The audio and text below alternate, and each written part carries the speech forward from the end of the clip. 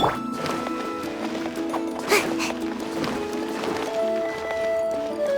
my escape.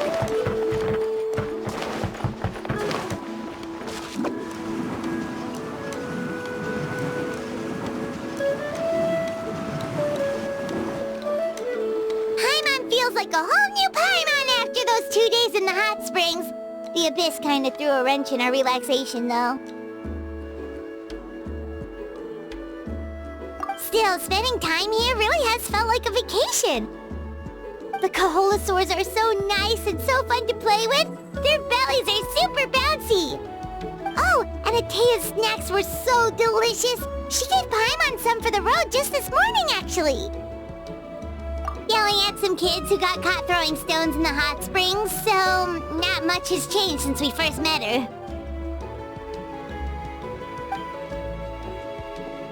Hey, you guys. Sleep well last night?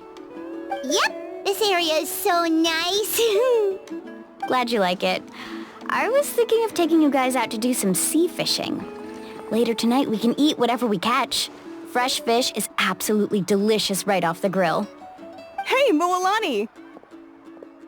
Yeah? What do you need? The team sent out to fight in the Night Warden Wars has returned. And Kachina? Is she back as well? Kachina fell in battle. But don't worry, the team was victorious, so the Rite of Resurrection will be held in the stadium soon.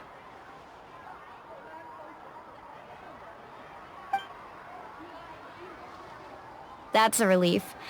The Abyss is cunning, and it was her first time. Mistakes are bound to happen. Exactly. She deserves to hold her head up high. Alright, thanks for letting me know. We'll head out in a bit. Jeez, she sounded a little anxious there. Had me thinking it was bad news for a moment. Mualani, you said the Abyss was cunning just now, but it seems like the Abyss just wants to destroy everything. Like, think about all those monsters that attacked your tribe. If there really was some sort of cunning plan, wouldn't it make more sense to send them to attack Kachina and her small team? Not that Paimon wants them to be in any more danger, it's just... Relax, I get it. The Abyss is difficult to understand, that's for sure. At a glance, it certainly seems like the only goal is total destruction. The Abyss isn't a living entity after all, so what capacity for logic or planning could it possibly possess? But through our long history of fighting the Abyss, we've realized things aren't quite so simple. 500 years ago, the Abyss invaded Teyvat. You know about that, right?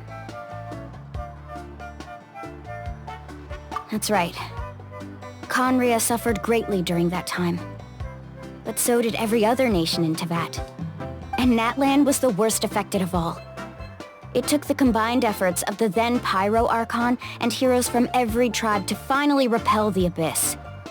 Even so, the effects of the invasion lingered for hundreds of years, only able to be reversed little by little. Our tribe's waters were contaminated. The Children of Echo's territory was overrun by dangerous sludge surging from underground. Unrelenting black winds tore across the lands of the Flower Feather clan. It was like each disaster was designed for a specific tribe. Exactly. We once thought that the Abyss's desire for destruction was a sort of primal instinct, but its methods are, in truth, marked by intelligence. We now believe the Abyss has invaded the Night Kingdom, and has the capacity to read the memories of this land at any given moment. And that's how it became so dangerous and cunning. Almost like it knows you inside and out. Yes, and that's why we've been unable to fully eradicate it, even after all this time. Luckily, the problems left behind by the Abyss have been successfully addressed by the various Pyro Archons we've had over the years. Now every tribe is prospering and things are looking up. I mean, just look at what we managed to do a few days ago. We totally fought them off.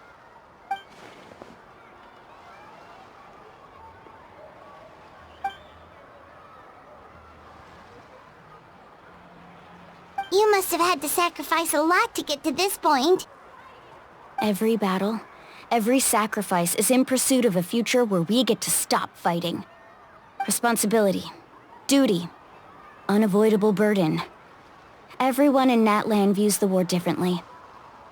But I believe we will be rid of the Abyss one day. And the efforts of all who fought against them will become a story for the ages. To think that my name could survive in ballads passed down to future generations, it's kind of romantic. Everyone has something that drives them forward, you know?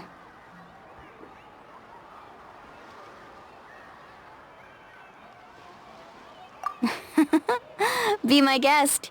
Heroes are always welcome in Natlan. Anyway, let's head to the stadium. Our fishing trip can wait until Kachina's back with us. The sea's not going anywhere.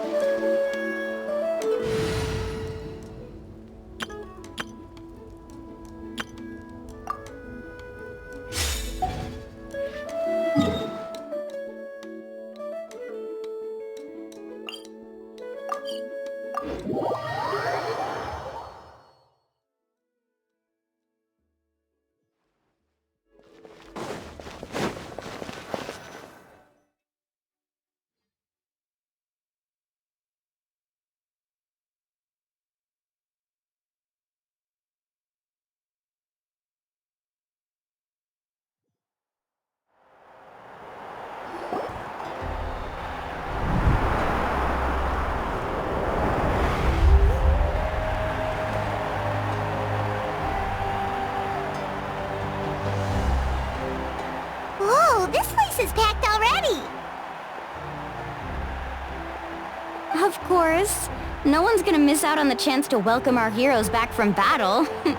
It's their moment of glory. Kachina's gonna be so flustered. She's never had this many eyes on her before.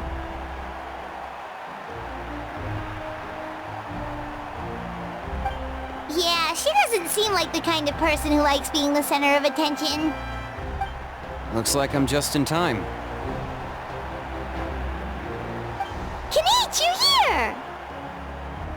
Yeah, a commission ran longer than expected, but I made it. I heard about the incident with your tribe, Mualani. Is everyone all right? Yeah, it's all taken care of. Our new friend here's got some tricks up her sleeve, by the way. She's just as strong as Kachina made her out to be. Hey, look! Is it about to start? That's right. Someone will come out and recite a eulogy, and then we'll sing the Ode of Resurrection together. Come on, let's find a spot with a good view. When the singing starts, just follow my lead and you'll be fine. Let's go somewhere higher up so Kachina can spot us.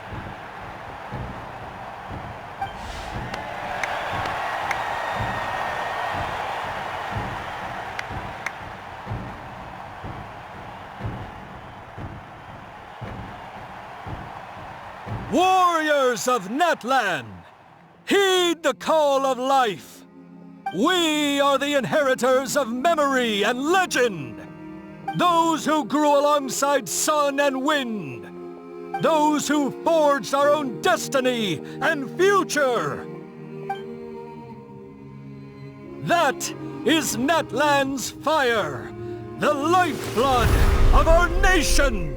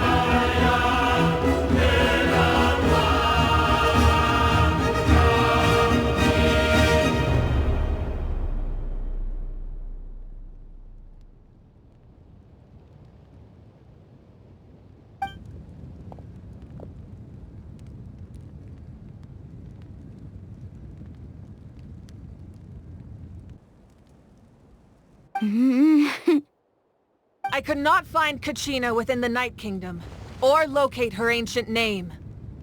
What? What does that even mean? Usually once the ode is complete, the Pyro Archon and resurrected person will emerge from the flames.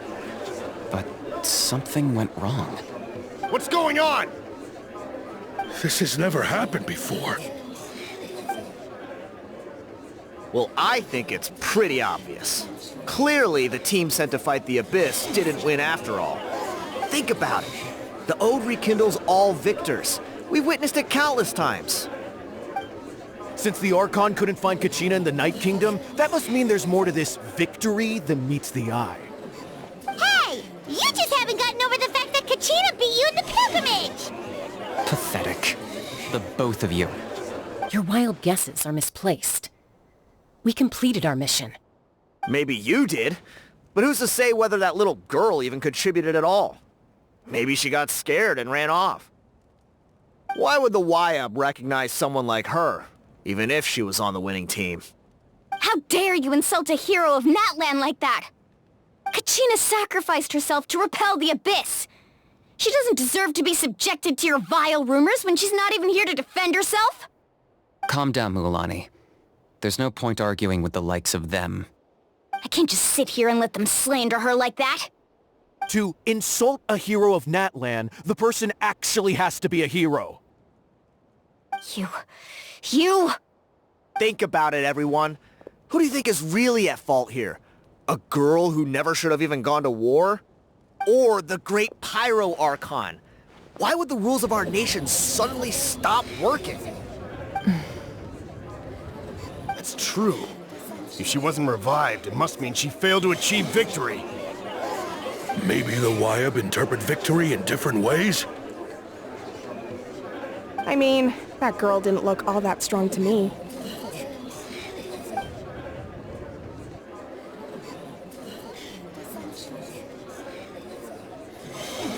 Kachina wouldn't have run! That's not like her at all!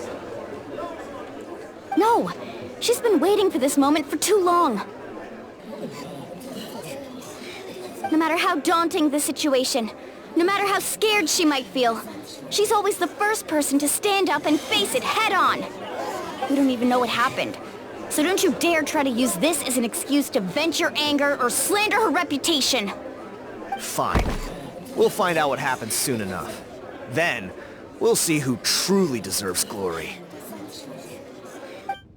That's enough. There is no doubt about today's victory, or Kachina's part in it. She is a hero worthy of our admiration and celebration. However, the failure of today's ceremony is undeniable. Kachina has not been rekindled, and I offer you all my deepest apologies as I continue to investigate this matter.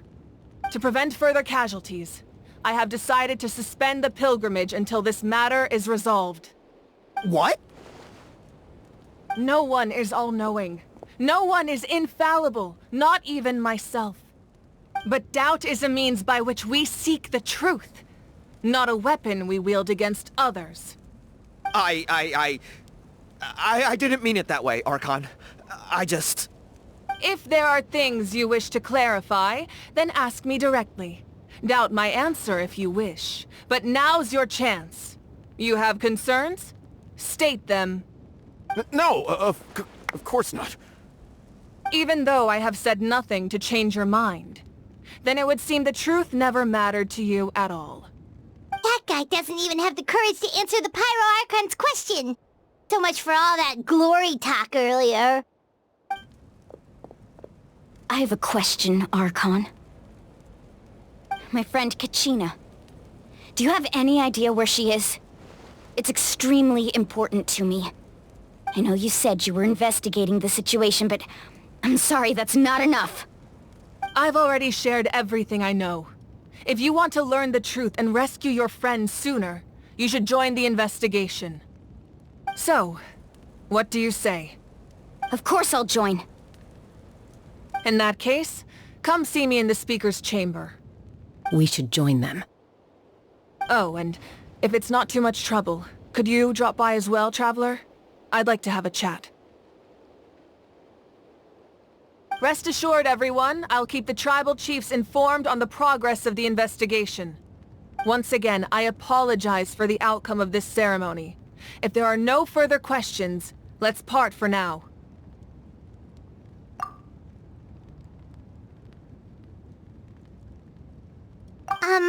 Did she just ask us to come along? I believe she did. Let's go. I'd like to know what's going on myself.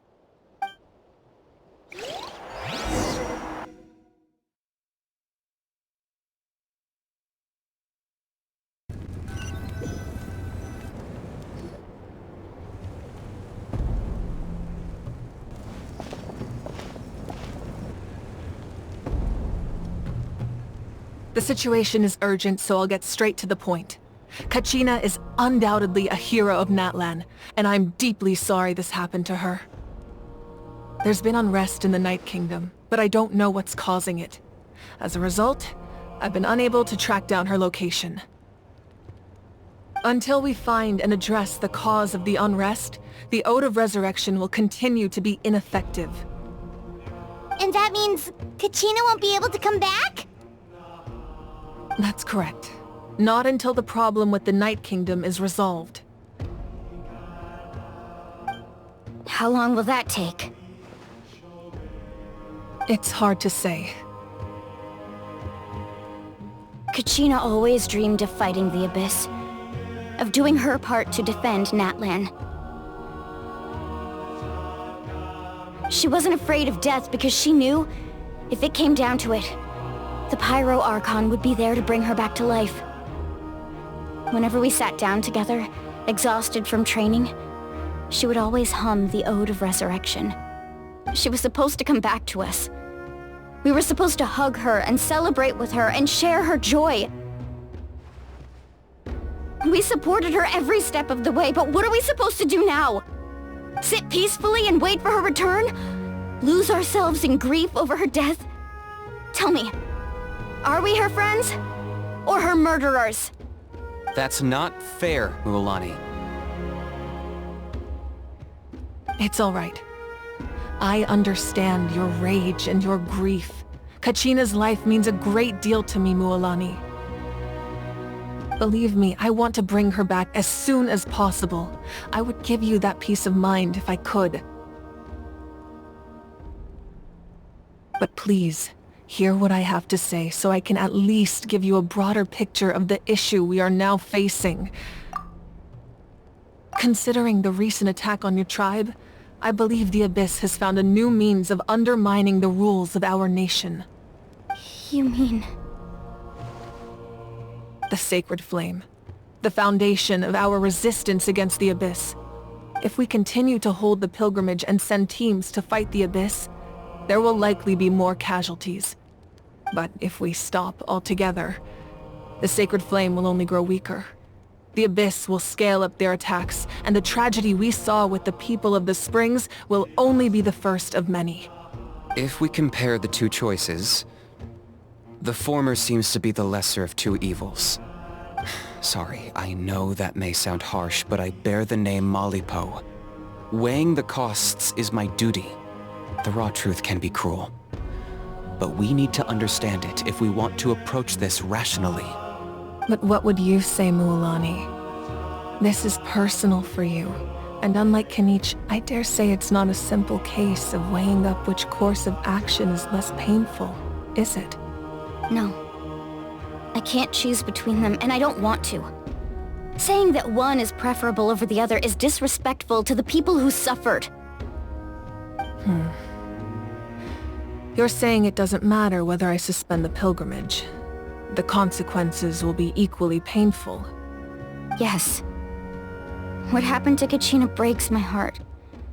But I couldn't bring myself to sacrifice other people for her sake. And that is the crux of the problem.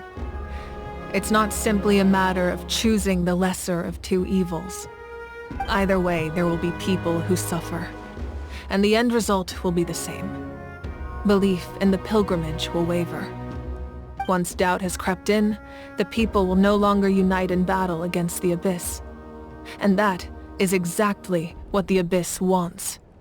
Their ultimate goal isn't to break the rules that make the Ode of Resurrection work. It's to destroy the people's faith in them. To prevent what happened to Kachina from happening to anyone else, we need to suspend the pilgrimage. So that is my current plan. And in the meantime, I've made efforts to strengthen each tribe's defenses. Then, we have to find another way of strengthening the sacred flame to keep the Abyss at bay. This won't be easy. I'll need time to figure out the best approach. I understand your anger, Mualani, but I hope that provided some clarity at least. Wow.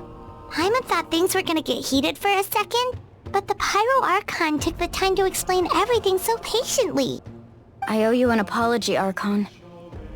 I let myself get carried away earlier, and I'm sorry. You're right. We need to focus on finding solutions. We could always hold the pilgrimage without sending a team to fight in the Night Warden Wars. That way, we would still be able to fuel the sacred flame. I've considered that, but the two events have nearly always been linked. Without the chance to fight the Abyss, pilgrimage rankings lose their prestige, and competitor numbers will drop. With fewer participants, the amount of contending fire produced will decrease, and the vicious cycle will continue indefinitely. So, essentially, the Abyss has taken Kachina hostage. You've learned about the concept of ley lines during your travels, yes? The Night Kingdom is something similar. Staying there for a short period of time shouldn't have an effect on the person. But with the Abyss in the picture, it's a different story. Your sense of self will be devoured, until eventually you become one with the sea of souls. Imagine pouring a cup of water into a rushing river. You can try to scoop up another cup, but there's no chance it will be the same water you had before. I won't sugarcoat it. That is the danger Kachina is currently facing. Just like you said, Archon. Both of these problems need to be addressed. You can focus all your efforts on dealing with the sacred flame. I will go search for Kachina. The Abyss poses the same threat to you as it does to her. It is very possible you will not return.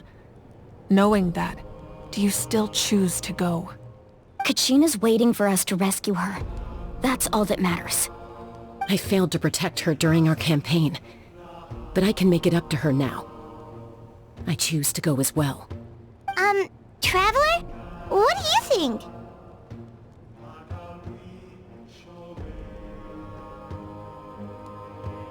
Understood. Then I'll support you in any way I can.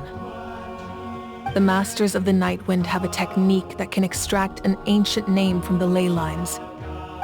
If we can find Kachina's ancient name, I can use the link between them to pinpoint her position within the Night Kingdom. Then comes the hard part. You need to visit the Night Kingdom in person and rescue her.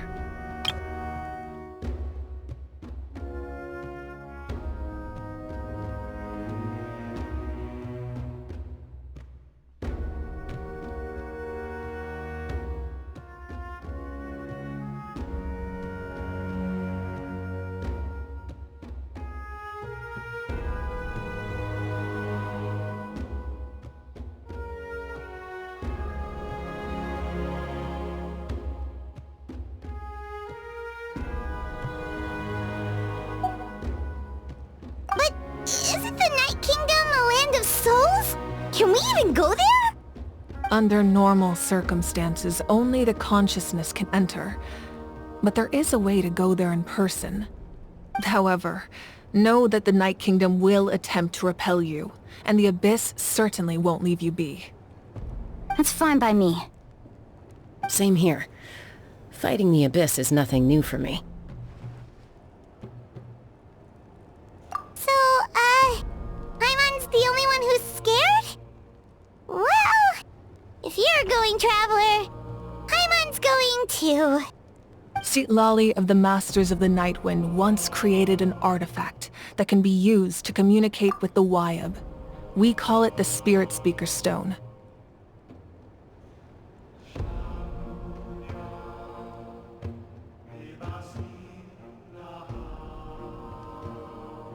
It was originally used as a ceremonial artifact wielded by the tribal chiefs. But that spiritual quality also means it can be used to search for an ancient name. That was the artifact I delivered to the Scions of the Canopy a few days ago. Didn't think I'd be hearing about it again so soon. Thank you so much for your help, everyone. Your thanks are unnecessary. I will offer you whatever aid I can, but your fellowship and courage are what will truly decide the success of this operation. Besides, you're the ones helping me.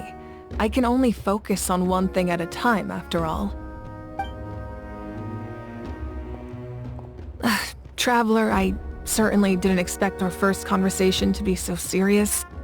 I've heard all about your accomplishments. Ever since you arrived, I've been hoping to meet you and offer you Natlan's highest level of hospitality. Why? Why? Is that not what happened in the other nations you visited?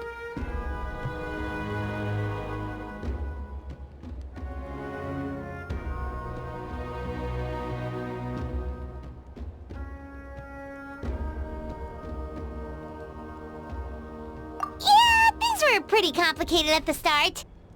And, you know, in the middle. But our reputation's solid nowadays. That's more like it. After all, I've heard you're someone who transcends fate.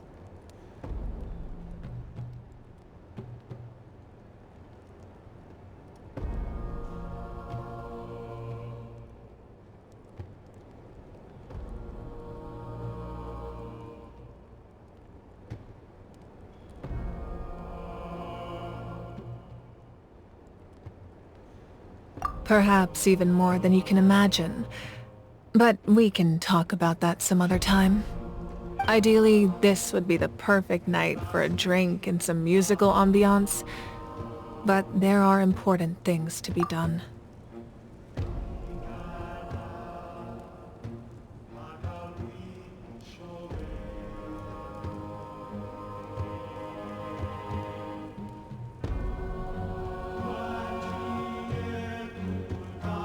Oh, I almost forgot. Atea was wounded in the fight against the Abyss. She wanted us to give this to you. It embodies fond memories and my strength of will. That's what she asked us to tell you. She said you'd know what that means. I didn't think this day would come so soon. The flames of her life force. I can feel them flowing within the talisman. If things were different, the two of us could have enjoyed the hot springs together while she gave this to me in person.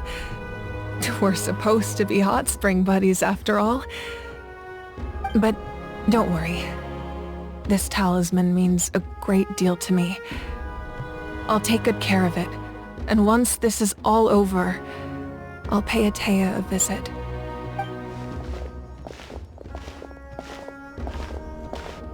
You said you didn't want to jeopardize the production of contending fire. But that's not at all why you decided to suspend the pilgrimage, is it? You're right. Even now, the production of contending fire is far from sufficient.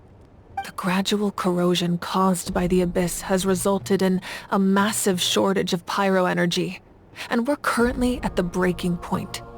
As things stand, the pilgrimage is a lost cause. Suspending it allows us to save our strength to defend the tribes. The Abyss has brought catastrophe to Natlan, and Kachina's disappearance in the Night Kingdom is a direct consequence of that. We can't let the general public know that. No. If the public learned that Natlan's destruction was close at hand, there would be immense panic. But if I said nothing at all, they would have continued to question the integrity of Natlan's heroes. Another simple choice. The latter was clearly the better solution. But you chose otherwise. I have never subscribed to the belief that the right choice is the one with the fewest sacrifices. Let's go. There's still a way for the sacred flame to last a little longer. You mean... Yes. Come with me.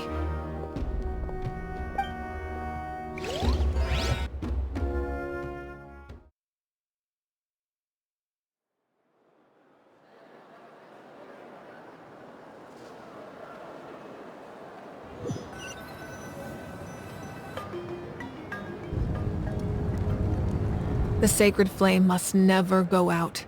Not only does it strike fear in the abyss, but it's also the pillar of Natlan's stability.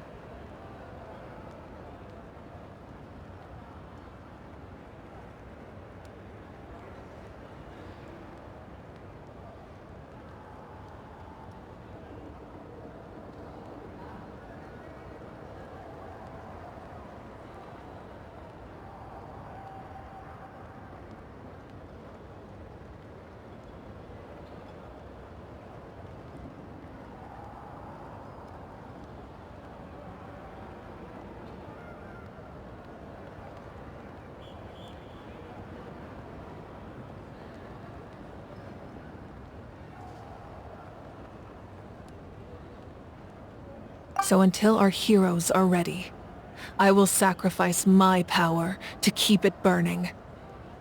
But that can only last so long. I think we should focus on the remaining ancient name-bearers. Don't let desperation cloud your judgment. Those chosen by the Wyab have already embarked on their destined path. It is for them to decide how that journey ends, not us. All we can do is support them. Even so, for you to make this sacrifice, it's not right. If not me, then who? No other is capable of sustaining the sacred flame. I possess great strength, but I'm not above my people. This is part of my duty.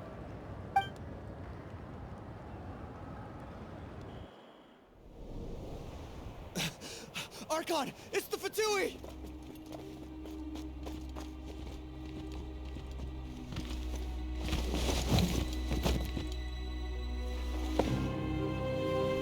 The Archon of Natlan. A force to be reckoned with. The secret of the ley lines is no secret to me. Long have they been destined for ruin. And since the oath made 5 centuries ago remains unfulfilled, what use is the Gnosis in your hands? I don't know what you mean. But it sounds like this is about more than the Tsaritsa. In times of crisis, someone must pick up the mantle of salvation. Your plan has reached an impasse, and now it falls to me to create new rules for Natlan. But before the dawn of a new age, the old must be destroyed.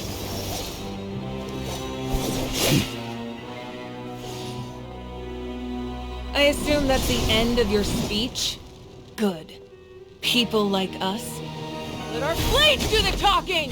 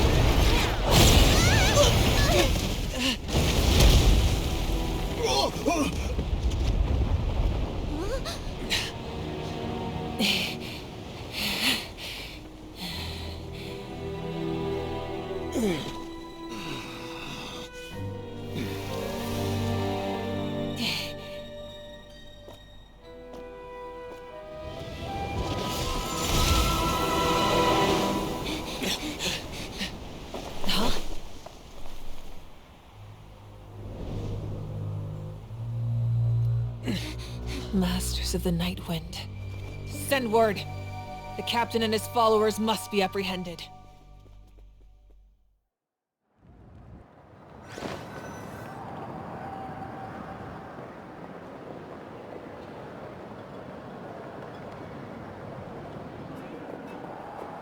Are you alright, Archon? He was a formidable opponent. Exactly what I would expect from the first of the Fatui Harbingers. I never imagined someone could match you in combat. If the Tsaritsa sent him here, why would he bring up what happened 5 centuries ago? Yeah. And how much does he know about Natlan? The Harbingers are all driven by their own personal goals. The only purpose that unites them is collecting the Gnosis. But I'm sure the captain has his own reasons for being here as well. Whatever his motive, we should shift our focus to the Fatui. If they attack again, and we're not prepared, we're done for. No, we're running out of time. The wound I inflicted should hold him back and weaken him for the time being. Besides, I'm sure you noticed, the power that came to his rescue just now came from the Masters of the Night Wind. In other words, there are traitors among us. Not necessarily. This could prove to be a very valuable turn of events. When we exchanged final blows, I sensed an unusual presence within him. I'll need to investigate further. Kinich, go to the Masters of the Night Wind and look into who could have aided the captain. Speak to Sitlali. She should know. Of course, I'll head out right now. Do you still intend to... Yes, but fear not.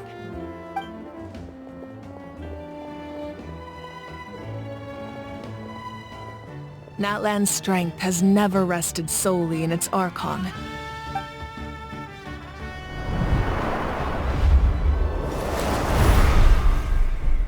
Together we foresaw the only path that leads to our nation's future. We must trust in that vision now.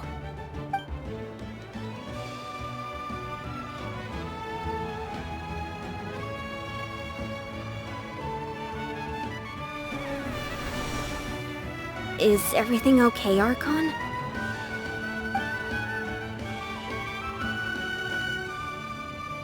Completely fine. Just lamenting the fact that I never got a picture when I could still turn my hair into flames. Too late now.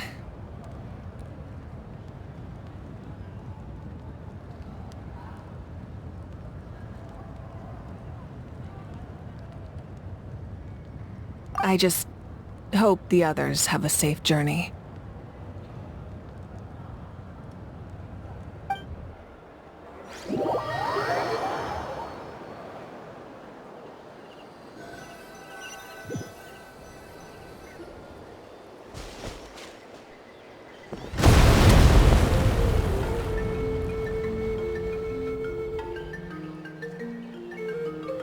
What's happening at the stadium? Did something explode? It feels like the Archon unleashed her power. She must be fighting a formidable opponent. Should we go back and check what's going on? Have faith in the Archon. She wouldn't lose in a one-on-one confrontation. Once we find Kachina's ancient name, we'll head right back. Okay, let's just keep climbing.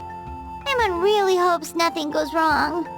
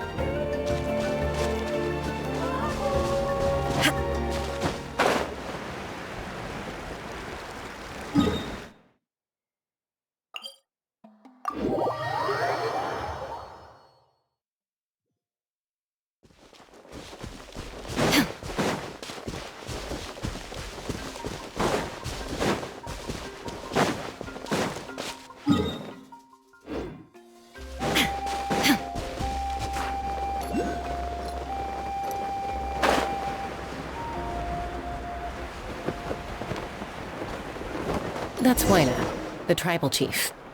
Let's head over to him.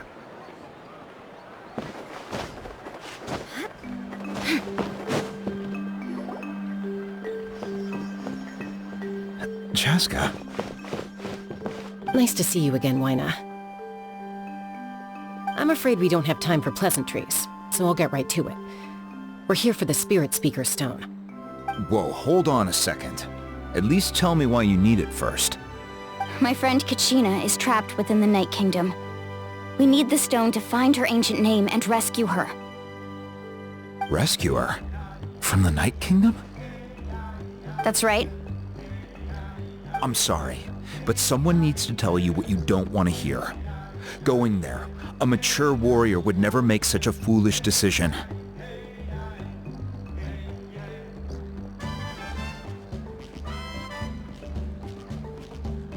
The nature of battle is unpredictable. You never know how it's going to end. Losing a friend is tragic, but when that happens, the best thing you can do is focus on how to prevent further casualties. I appreciate what you're trying to say, Chief Huayna. But if the price of maturity is abandoning a friend in need, I'll choose foolishness any day. If Kachina's still holding on, then so will I. I thought you might say that. Is something wrong, Huayna? This doesn't seem like you. Life isn't complete without taking risks. That's always been your mantra. It's nothing. The Night Kingdom is a dangerous place. Can't blame me for checking if you were up to the task. If you're that determined, far be it from me to stop you. Here's the stone. Keep it safe, okay? It's not like we have a spare. Thank you. Huh. Seems like you two go way back. But aren't you from the Flower Feather Clan, Chaska? Oh, Chaska's a peacekeeper, so she's famous throughout the tribes. She's always the one people call to resolve conflicts, so we slowly got to know each other that way. Her younger sister Quichi's always hanging around our tribe too. She's helped us out a lot in the past. Oh, you have a younger sister? Yes, I'll introduce you to her sometime. But let's get back to business. Waina, how do we use the stone? As you probably know, your intended destination is completely different from the real world. The Night Kingdom is like a river flowing with concepts, and the ancient name you seek is like a tiny fish swimming downstream. In that sense, the stone is like a fishing boat drifting down the river, but the boat alone isn't enough. You need a fisherman experienced enough to steer it in the right direction. We couldn't do that ourselves? With a little practice, I'm sure you could. You have the strength and the talent. If you want to make sure this works, though, I could recommend someone to you. Who? Vichama, a legendary warrior and scout from our tribe. He's got a keen eye and a well-honed intuition. Even his ancient name means to seek. If you're fishing for a name, you're gonna want him on the boat. Vichama? Why does that name sound familiar? He's one of Auntie Atea's hot spring buddies. I've heard stories about him. Where can we find him? Ever since Malco passed, he spends most of his time gazing out at the scenery from the cliff tops. Follow the path that way, and I'm sure you'll find him. Thank you. We'll go look for him there. Good luck. I hope everything goes well.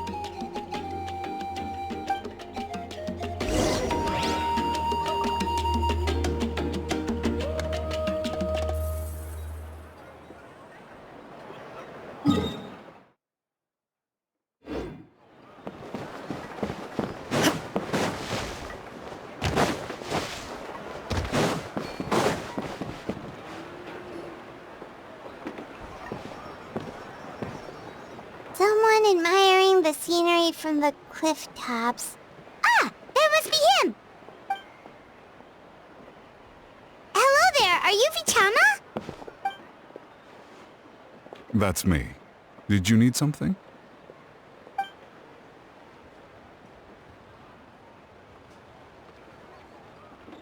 What? You're saying you can bring someone back from the Night Kingdom? How is that even possible? No, if you really think about it, anything's possible in that kind of place. But that would mean... Are you okay? You don't look so good. Everything's fine. I'll help you, but I do have a small request. After I help you find Kachina's ancient name, I want to use the stone to look for my friends as well. Your friend? Oh, why not mention someone named Malco? Is that who you're talking about? Yes, but I'd rather not get into it if it's all the same to you. That's not a problem. We agree to your request.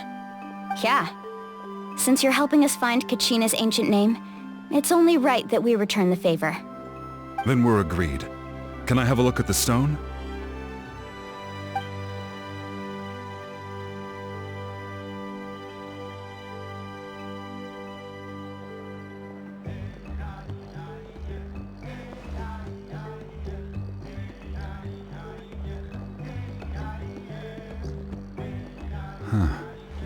I see. From what I can tell, it functions almost like an abyssal pylon. Both connect the Night Kingdom to the living world. Once the connection is established, the abyss will come surging through the opening like a predator honing in on the scent of blood. So we have to be sure not to use it in a tribal settlement. Wow, you got all that just from looking at it? I just picked up on the basics, really. I still have no idea why it works. You said someone named Lali invented this. They must be a genius. I'll go find an open area and start setting things up. In the meantime, I need you to get 2 things for me. We'll go right away. What do you need? First, I'll need some hook ropes. Pretty much every store around here carries them, so no need to go anywhere special. Oh, and I need to build a net out of them, so make sure you get a good amount. Wait, are you saying you're going to use a real net to catch Kachina's ancient name? How does that work when one's tangible and one's not? By creating something tangible in our world, like a net, we can create a connection to a corresponding concept in the Night Kingdom. Basically, I'm going to use the concept of a net to catch something equally intangible, an ancient name. Oh, I see. What about the second thing you needed? Right. I need two chunks of obsidian.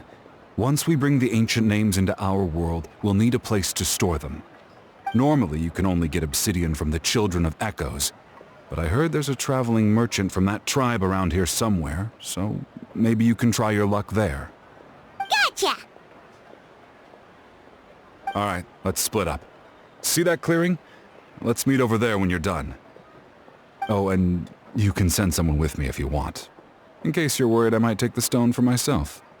What do you think, Chaska? There's no need. Lena spoke highly of you. That means you're trustworthy. I appreciate it, even though that doesn't mean much to me anymore. Anyway, it'll take some time to set everything up, so no need to rush. I'll see you in a bit.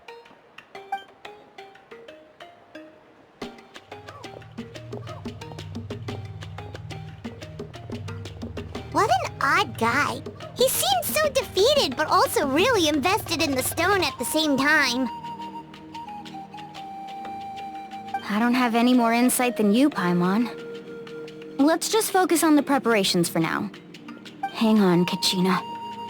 We're coming for you.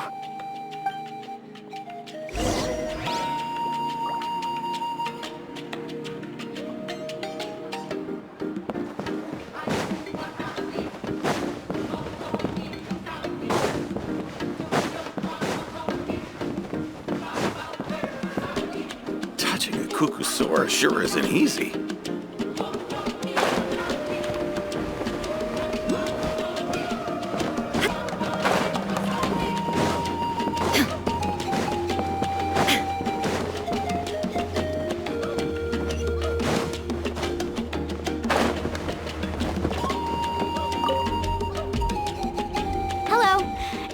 Hook ropes for sale? Hook ropes? As in rock climbing equipment? Yes. How much for your whole stock? Oh, the whole thing? Let me see. That would be 30,000 mora in total. Deal? Deal. Wait. Really? What, you want me to drive down the price? We just need these as fast as possible. Thanks. Oh, no problem at all. I'll even pass along some information on the house. These ropes are usually used by rock climbing enthusiasts. If you want to learn, Roka's the person you want to ask. All right. That's everything. Here you go. Now we need the obsidian. Let's go talk to the traveling merchant Bichama mentioned.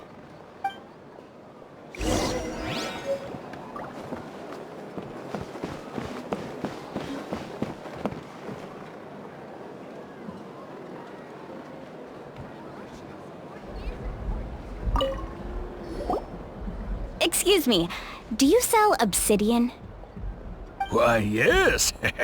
I've got a chunk for sale right over there. Perfect. Is that the only one, though? We actually need two. That might be tough. Tell you what, I'll take a look through these boxes over here and we'll see what we can find. Thank you so much. We'll wait here.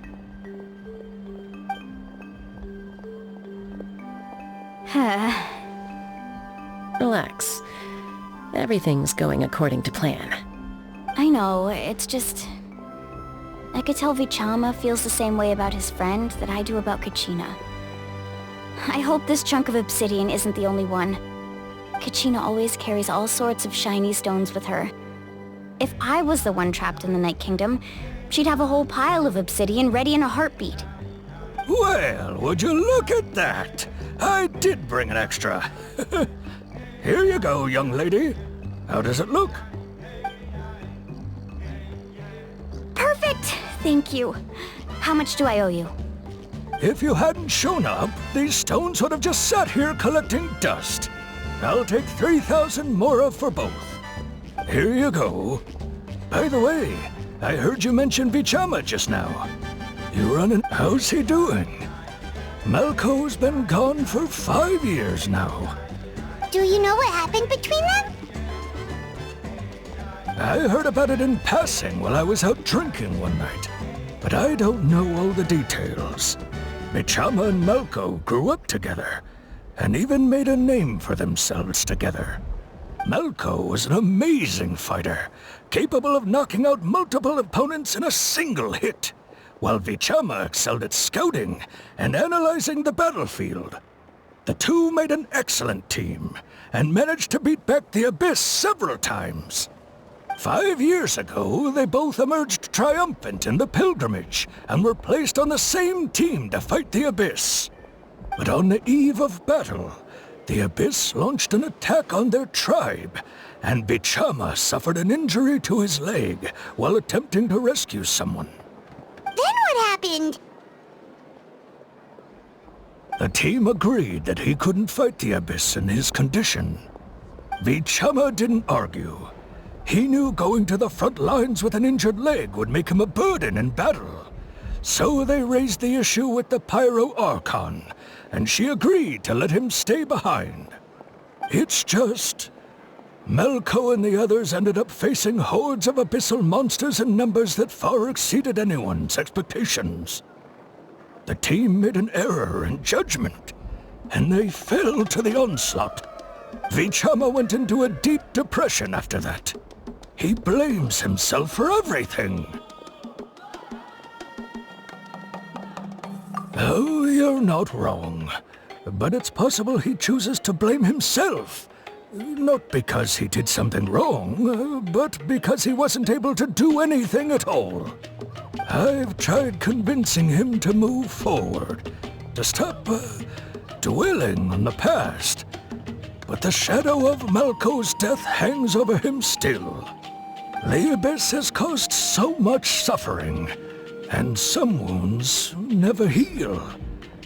I wish there was something he could do to make himself feel better. But...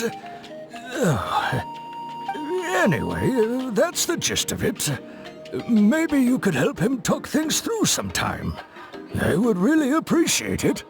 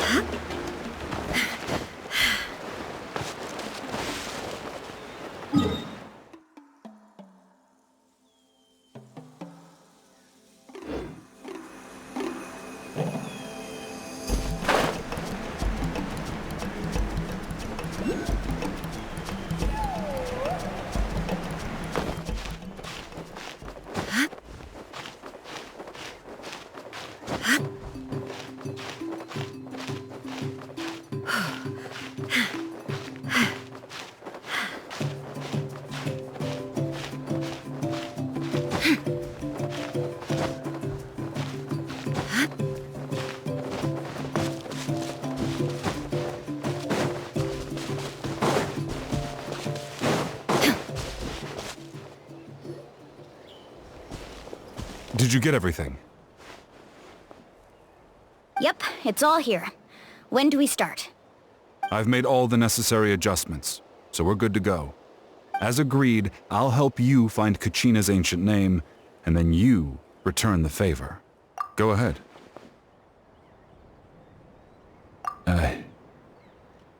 Yes. After Malco fell, I scoured the battlefield to see what happened. It turned out he wasn't bested by some impossibly powerful foe. He was dragged to his grave by the sheer number of enemies. If I had been there, I would have been able to sense the danger. I could have warned them not to advance. I've always blamed myself for what happened. But when you told me about Kachina, I realized there's a chance Malco might also be alive, fighting for survival in the Night Kingdom. But that happened several years ago, right? The Pyro Archon said all life within the Night Kingdom eventually becomes one with the Sea of Souls. There might not be much hope, but I still have to try. Malco and I promised each other, even if we never managed to root out the Abyss for good, we would fight together until the end. All right, let's get to it. I'll start searching for the conceptualized version of Kachina's ancient name. If you see any fragments scattered around the area, please collect them.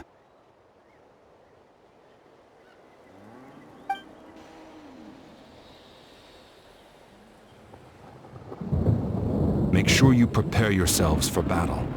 As I said, the stone will link the mortal realm to the Night Kingdom.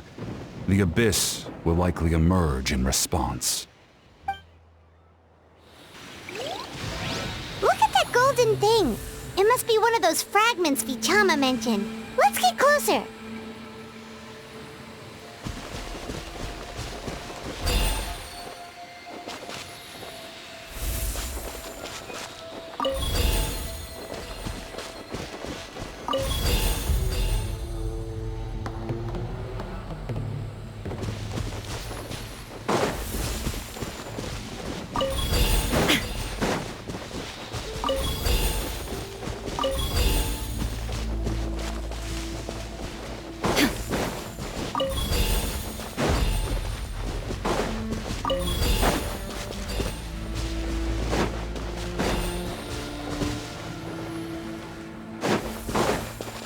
Whoa, monsters incoming! Watch out, everyone!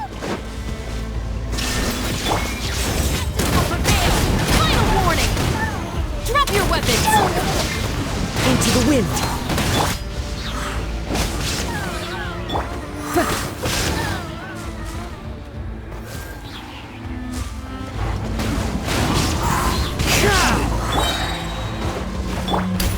You asked for it! Stop right there! Final warning! Stop right there! Everybody stand back! One with nature. Fallen leaves. Adorn Inazuma shines eternal!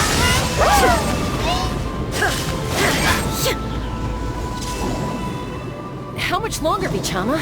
Not long! We're getting close!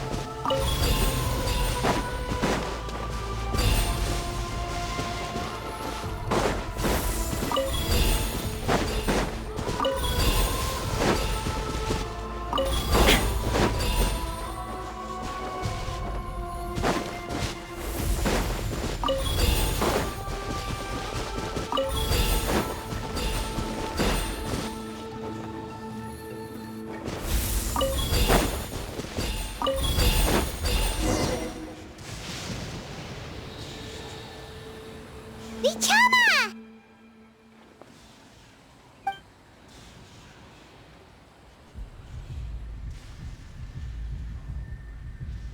Quick! Take it!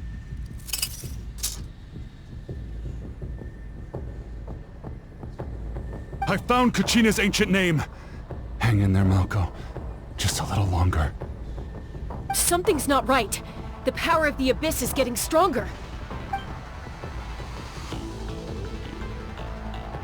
The Abyss is corroding his body. Vichama, you can't keep going. You'll die. I should have died 5 years ago. I just need a little more time. Please, I'm almost there. Thank you.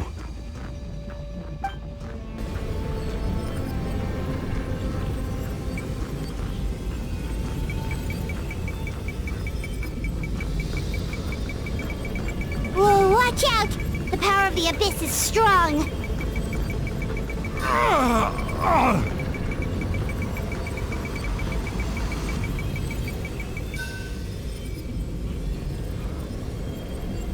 This power. Hanging in there?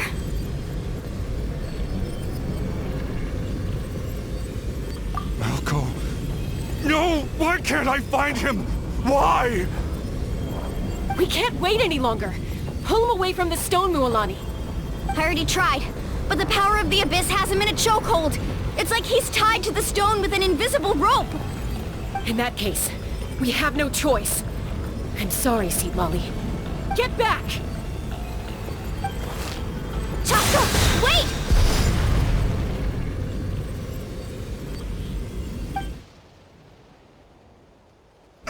Ouch! What happened just now? It looked like the Sacred Stone was... The stone's power was spiraling out of control. The only way to stop it was to destroy it. You were all caught in the shockwave of the explosion. You might feel dizzy for a while, but that's normal. Give us a heads up next time, will you? You're lucky we managed to dodge it in time. I thought I said to get back. Yeah, barely a second before you made it go poof.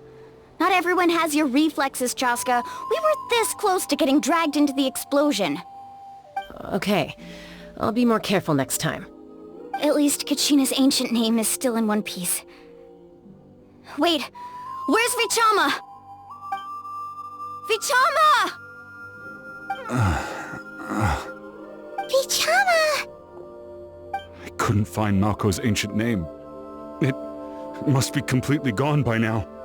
Once your ancient name disappears, there's no coming back. From the very beginning, I knew there was a slim chance, but still. And now... it's too late to save him. From the minute he left that day, it was already too late. Vichama.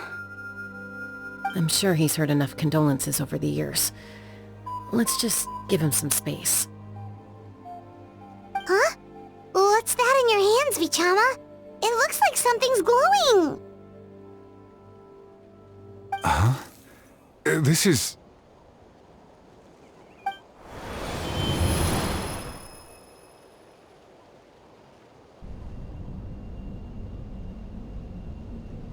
Hey, Malko. Got any strength left? Not enough to swing a sword, but to say a few last words? Sure. Too bad. No one will get to hear them. I never thought I'd actually die on this mission. Not that I'm afraid to die. It's just...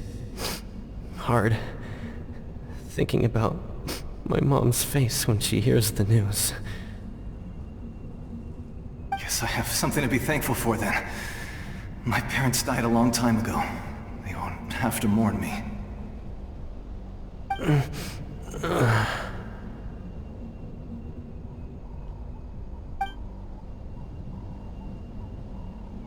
Pisak!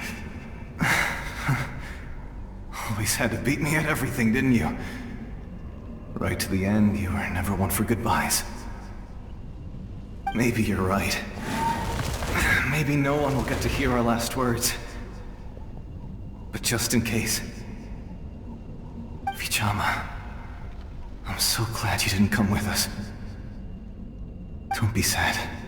Just keep on living. For the both of us.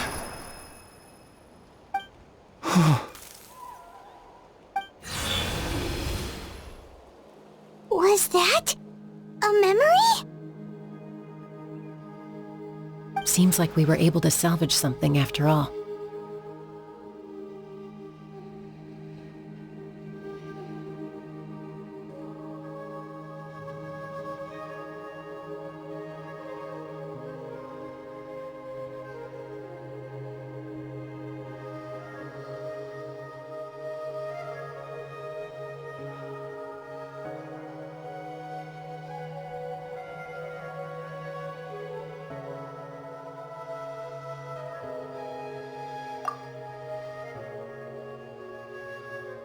Of course. Seeing him, hearing his voice again, it makes me unbelievably happy. But it also brings with it an even deeper pain. A deeper pain? Why? Malko was always the type to put on a brave face. But in that memory just now, his hands were shaking, and his smile was forced. For all these years, I regretted not being able to fight alongside him to the end. And now I know, at the end of his life, he was thinking the same thing. Vichama! I'm fine. Actually, I heard Chief Wyna wasn't really on board with your plan to go to the Night Kingdom. When you asked for my help, I hesitated too. I knew helping you find your friend's ancient name meant leading you one step closer to danger. But I also understood why you had to try. Everyone has regrets in life, but not everyone gets the chance to make up for them. Once allowed to fester, guilt strips us of our most valuable qualities as warriors. In that sense, we might as well choose the braver path from the very... If I could do it all over again, I would have followed Malco to the front lines no matter what. Even with an injured leg, there were still things I could have done. That way, even if the outcome stayed the same, I still would have fought alongside him to the end. There are critical junctures in life, and if you don't seize the chance to act, there's no going back. That's something I had to learn in hindsight. But you're still at the crossroads of your journey, so... I hope you can walk away without regrets. Thank you, Vichama. I feel even more determined now. Kachina will come back to us. I'll make sure of it.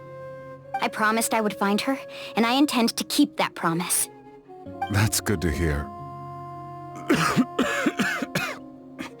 Strange. My body, it's... Once abyssal corrosion enters the body, a portion will fuse itself to your internal organs. Even though the Traveler possesses powers of purification, the corrosion can never be fully eradicated. Thanks to her, though, you are only briefly exposed. Slowing your breathing and controlling your emotions should help you keep the symptoms in check.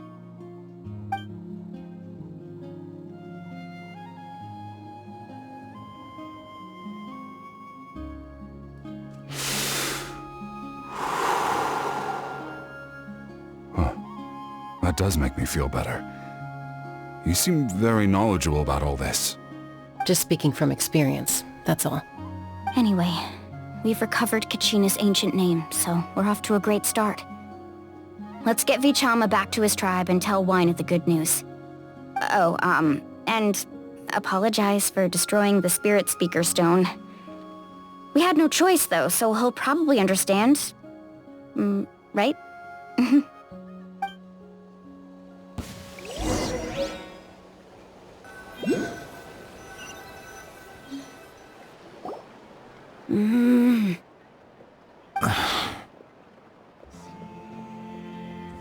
Koichi, are you really gonna just stand there like that?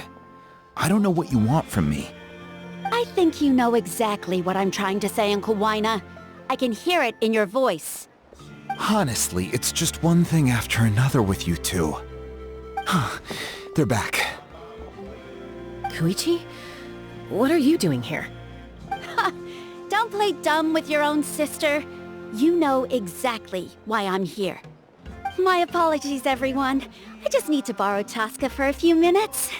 You come with me.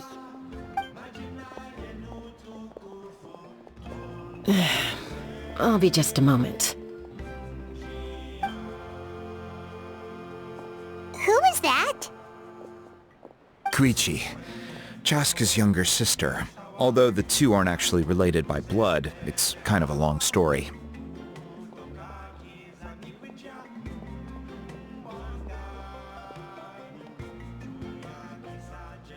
It's not really my story to tell, but I guess it's not a secret. You see, Chaska was actually raised by cuckoo-sores.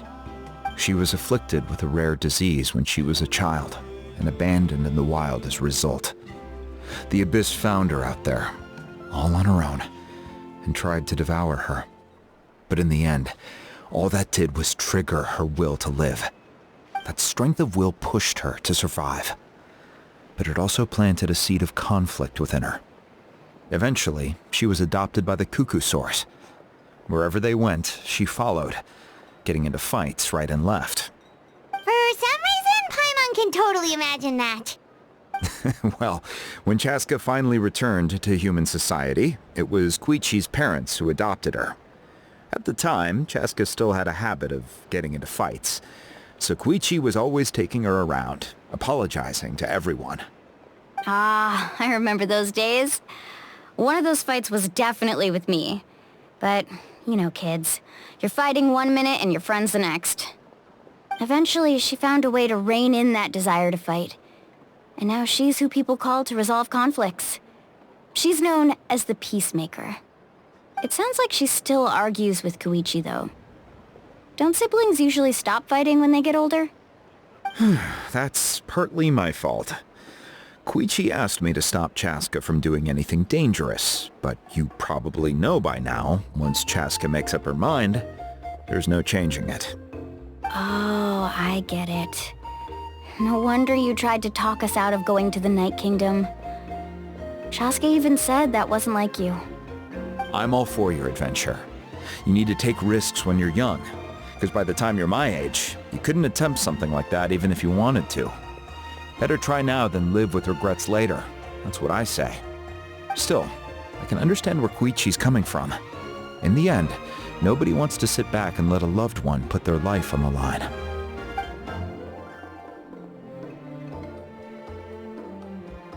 All right, it's just the two of us now. You have 1 minute to explain yourself. I don't have anything to say. You don't have to approve, but you should know I only do what's necessary. That attitude is exactly the problem. It's like you don't care. You try to sneak off to the Night Kingdom behind my back and then play it down as if it's just a trip abroad. Well, technically I am going abroad, right? Again with the excuses! We agreed, didn't we? There are 4 levels of danger. If it's not something urgent, you can only engage in level 2 danger and below. You can only go up to level 3 if a situation is so dire there's absolutely no alternative. But a trip to the Night Kingdom? If that's not a level 4, I don't know what is! And you were just going to sneak into the place without saying anything! What do you mean, sneak into the place? I always planned on walking in there with my head held high. You bought off Uncle Wina, didn't you? He promised me he'd stop you from doing anything dangerous. Oh, it's like he didn't even try. You feel like he went back on his word. What if I told you my mind was made up, and there was nothing he could have done? Not even by force. Oh, I knew it! So he did try to say something, but you didn't listen. This is important. If you were in my shoes, you'd make the same decision. You don't know that? I'm a doctor, and I handle logistics. If you're going to waltz into a dangerous situation where you could lose control at any moment, it's my duty to say something. All right, whatever. Anything else? Oh, what do you mean, anything else? Why don't you reflect on what you've done and promise me you'll stay put? Time out. Is this one of our normal arguments or a serious one? Chaska, does it sound like I'm joking? Then, you need to know something. What happened to Kachina was partially my fault. I can't leave her there to die. That's not who I am.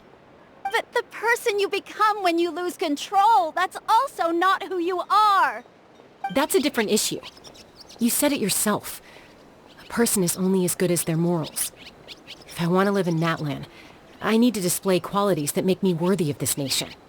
I've also told you that managing your condition is equally important. Sometimes you have to make sacrifices.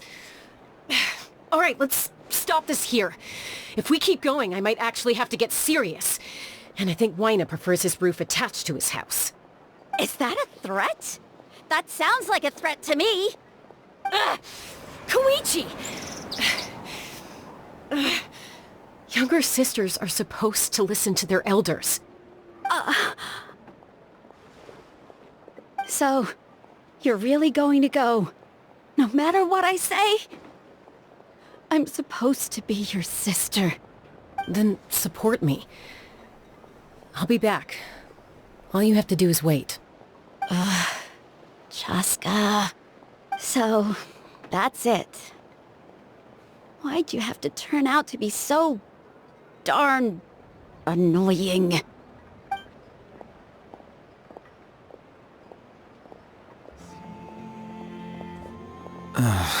You two are something else. Something you wanted to say? I know you aren't related by blood, but you two sure are similar. Really? You know, I said that very thing to Koichi not too long ago, and she reacted the exact same way, down to the very tone of voice.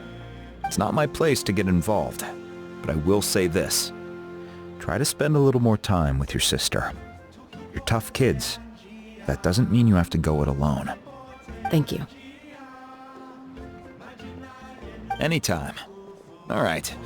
If you're done with the Spirit Speaker Stone, you might as well hand it over. According to Kinich, it's an important ceremonial artifact, so it'd be safer to keep it with me. About that... If only Tone Deaf Bard was here, he could have repaired it just like the Holy Liar. It might be in a few more pieces than you remember. Huh?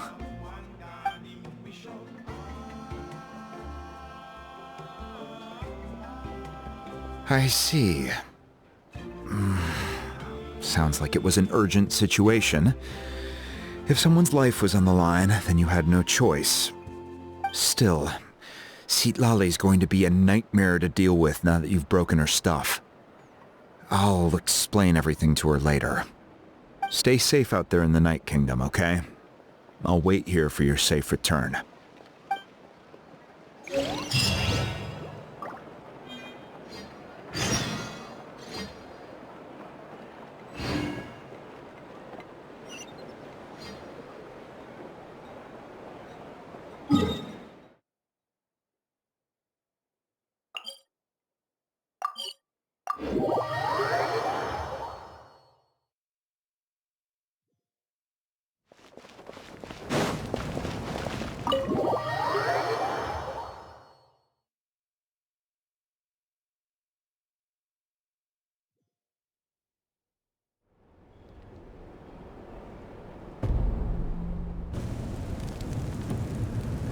We're back! We found Kachina's ancient name, too!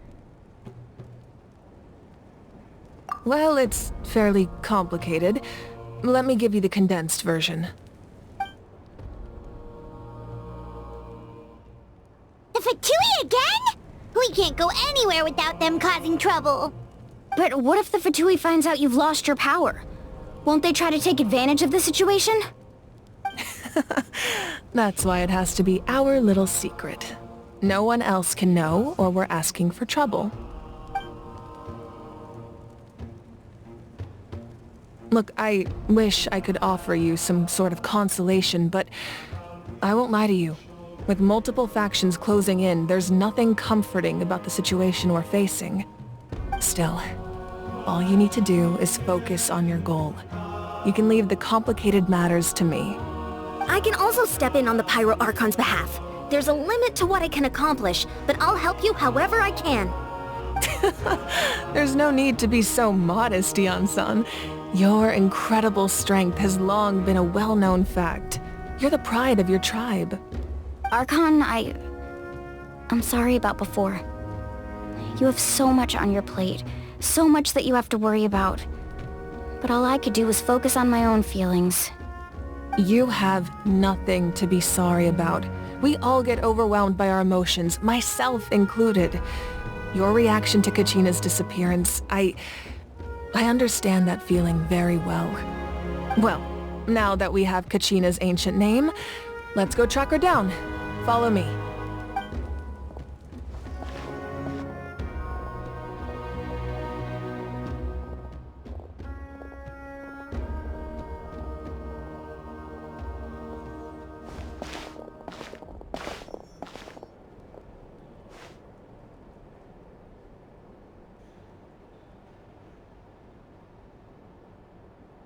What is this place? Hey, isn't that Atea's talisman? Good eye.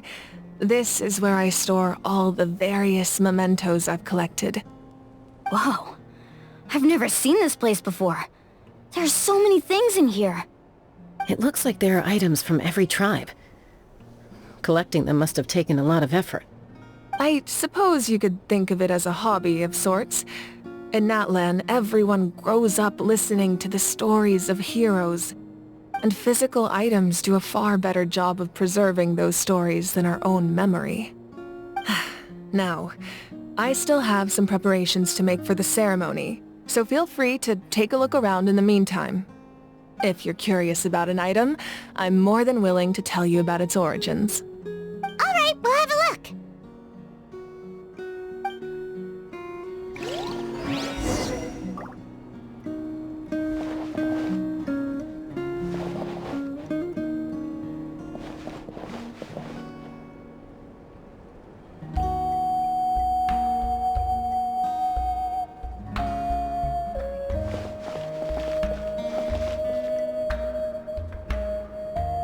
This flower looks like it's thriving. You must be good at taking care of plants, Archon.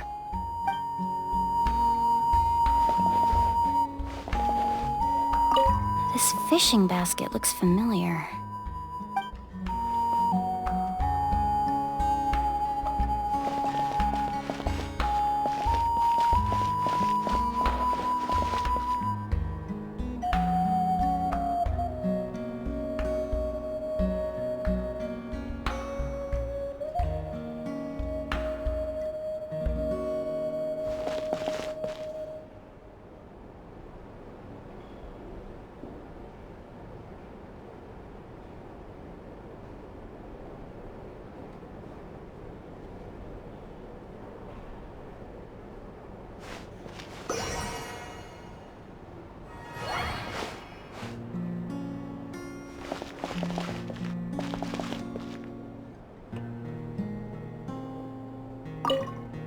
Like I said, I still have some preparations to make for the ceremony, so feel free to take a look around in the meantime. If you're curious about an item, I am more than willing to tell you about its origins. Starfall!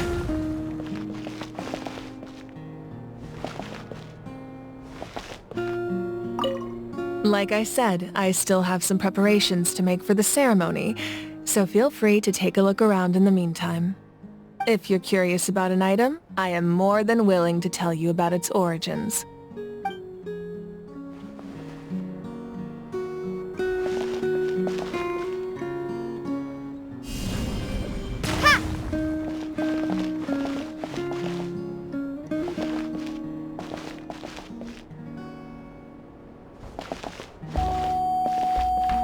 Like I said, I still have some preparations to make for the ceremony, so feel free to take a look around in the meantime. If you're curious about an item, I am more than willing to tell you about its origins.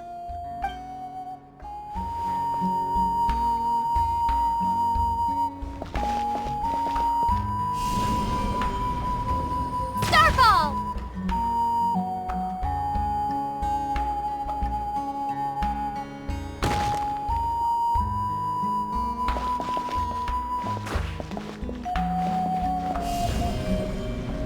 Drop!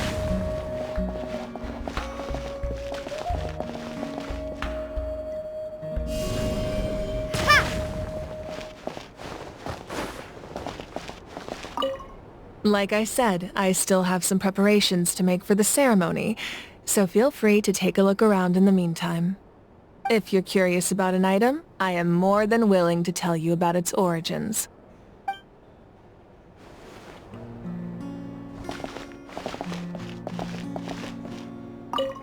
Like I said, I still have some preparations to make for the ceremony, so feel free to take a look around in the meantime.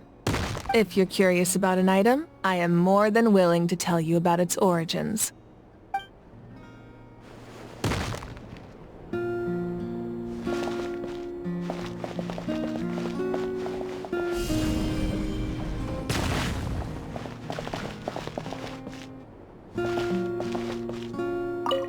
Like I said, I still have some preparations to make for the ceremony, so feel free to take a look around in the meantime. If you're curious about an item, I am more than willing to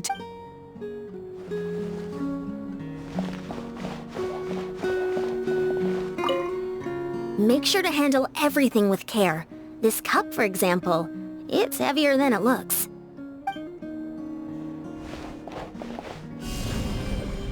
Drop!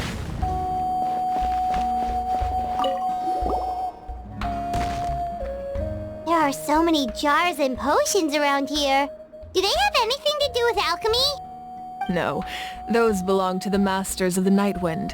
They're ceremonial tools used to amplify the ability to communicate with the Night Kingdom and the Wyab. Yamaya is an expert in this field, and she taught me a lot.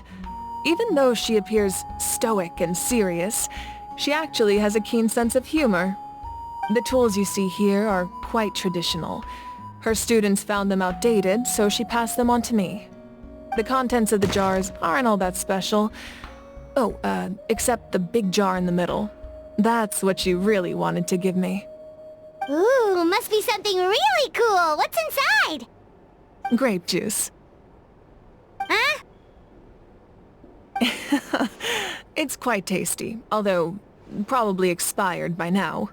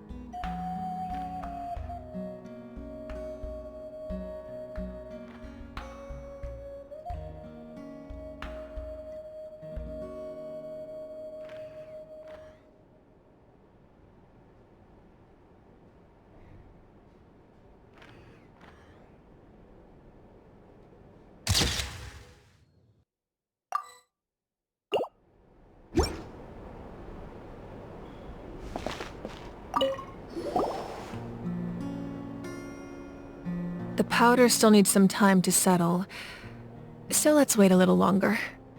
Well, what do you think of my collection?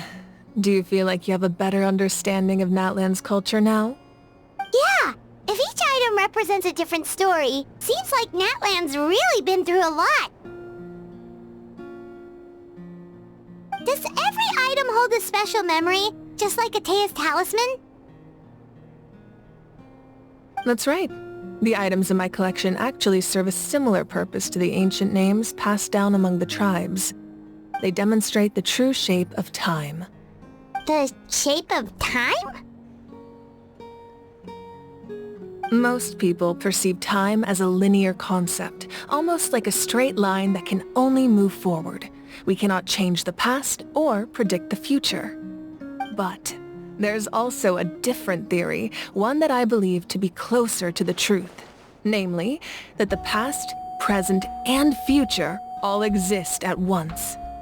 At once?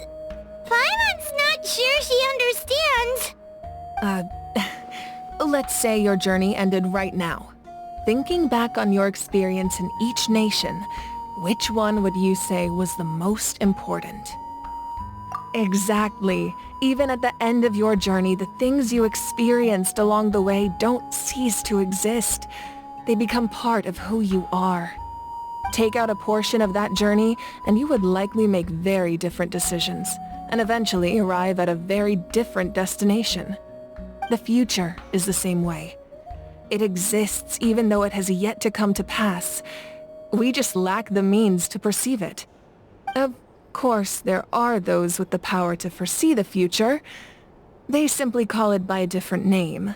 Fate. You're quite familiar with that concept, I would imagine. That does kinda make sense. The future hasn't happened, but already exists. Humanity excels at living in the present, but too often we forget the past and neglect the future.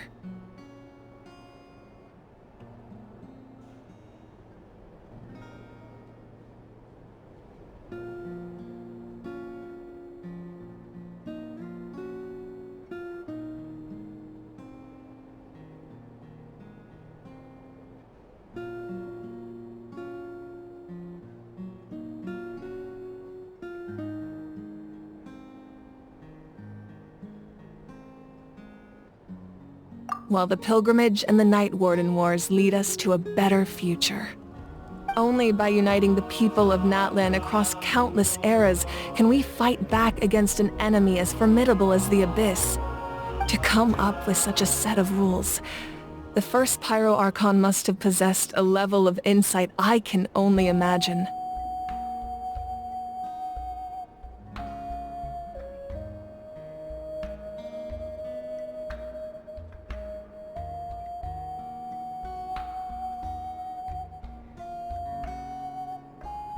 That's correct. At first, he was a mortal man with no special power. After he ascended to the divine throne, he used it to borrow power from the heavens and establish the rules of Natlan. Namely, a framework through which ordinary people can ascend to Archonhood. By holding the pilgrimage, we're able to determine the strongest among us. And when that person ascends to the divine throne, their inner flame will awaken. In addition, the sacred flame will grant them significant knowledge and memory of this land. After all, that's how I came to know everything I just told you. So, it all comes down to the power of the divine throne and the rules. Wait, is that a family portrait? Yes, that's my mother, father, younger sister, and the little saurians we raised. I turned a piece of my dad's leather armor into a canvas and commissioned a famous artist to paint our likeness.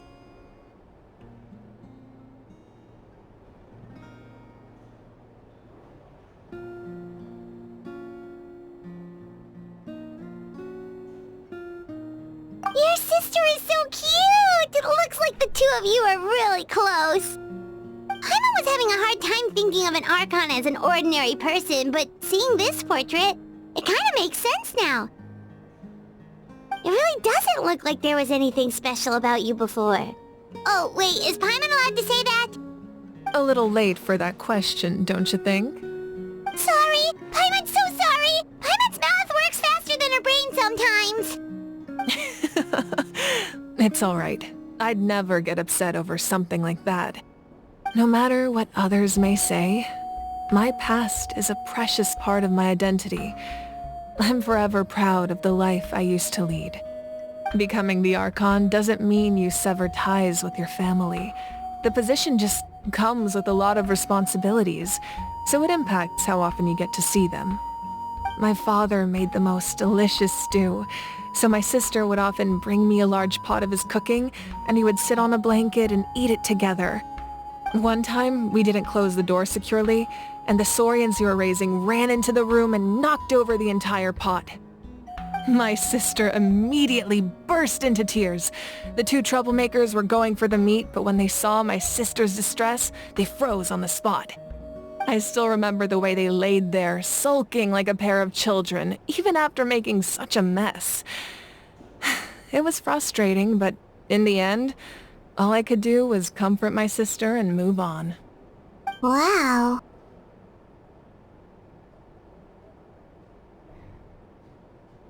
Isn't that what being a family is all about? I think about that story a lot, actually. As the Archon, I made a vow to defend this nation, and experiences like that, they remind me exactly what I'm trying to protect. Well, what happened after that? This portrait looks pretty old. Your sister must be all grown up by now, right? I believe she ended up working as an architect and artist. She built many houses and crafted many beautiful works of art. Anyway, that's enough about me. Now that the powder is settled, we can begin. Ian-san, Mulani, Chaska, over here please.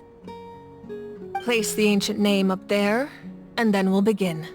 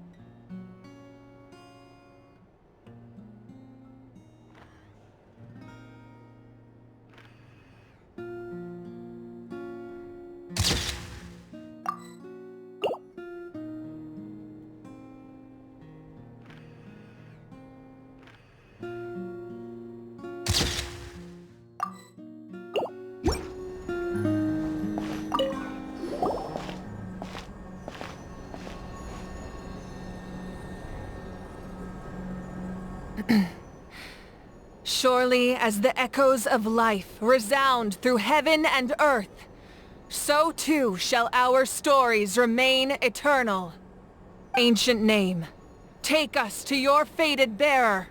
Allow her to answer our call.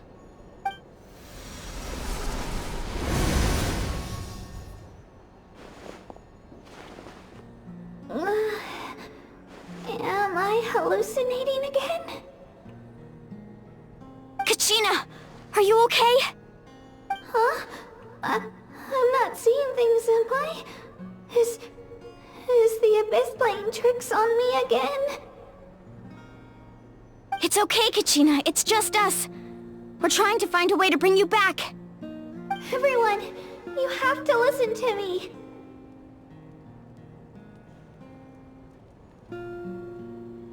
I We've been investigating the Night Kingdom this entire time, and I figured out what's wrong. The Wyab is being affected by the Abyss. I was waiting for the Wyab to send me back, but then this really strong monster came in and it almost killed me.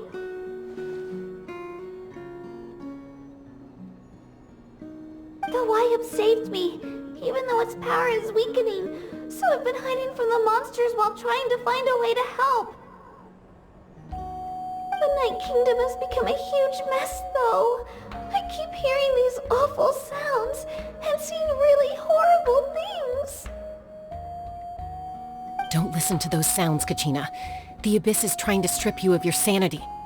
All you need to do is stay safe and wait for us. We'll be there shortly. It's okay. I feel so much better now that I've had the chance to talk to you guys. You don't need to worry about me.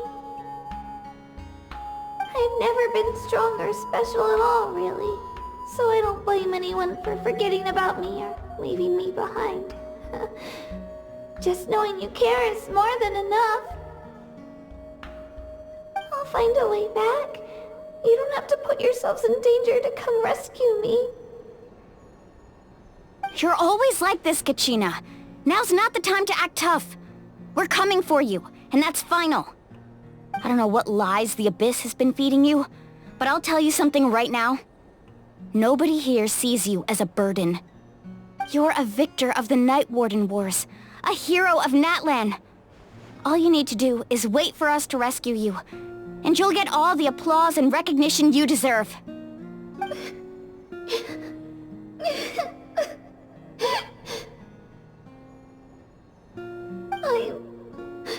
I'm really scared. Everything's so dark and creepy here. And I want to go home. Still, I don't want you to put yourselves in danger because of me. I don't want to hold anyone back ever again. All you need to do is place your trust in us, just like you always have. No one fights alone. We're not leaving you behind. Not ever. Yeah, we're so close, we can't call it quits now! Thank you. Be careful. Looks like we've lost contact. Now comes the most dangerous part. You have to traverse the Night Kingdom in your physical form. This entrance to the Night Kingdom was left behind after an abyssal invasion. Even a brief amount of time inside could expose you to corrosion. I know. I'm prepared for that possibility. Alright, then I wish you all the best. I'll tell Koichi to be ready just in case. She's very experienced in dealing with abyssal corruption. That face you just made. Don't tell me you two got into another argument. No, I just feel bad for creating more work for her. I'll go with them too, Archon. The more people, the stronger the party. Thank you so much for your help, everyone. It really means a lot that you're willing to brave these dangers with me. There's no time to lose, so let's get going. Now that I've lost my power, I won't be able to provide much practical support. But I can still keep an eye on the situation from here. Eon-san, I know it's unlikely, but if you encounter a situation you can't handle... That won't happen. I hope not.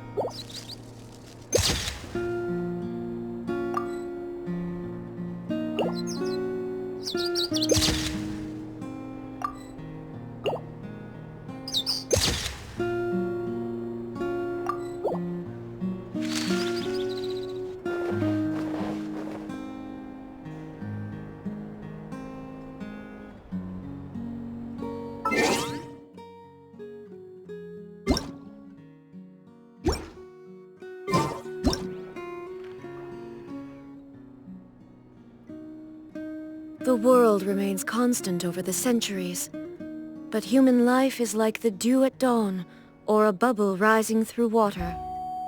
Transitory.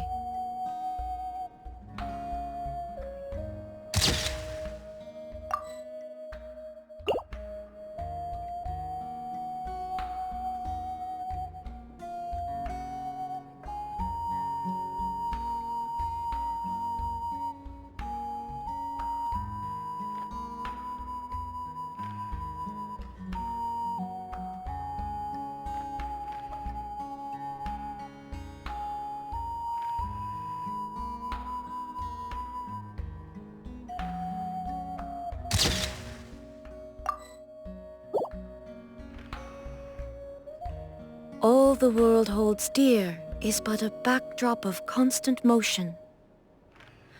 I stand before it, alone and unchanging.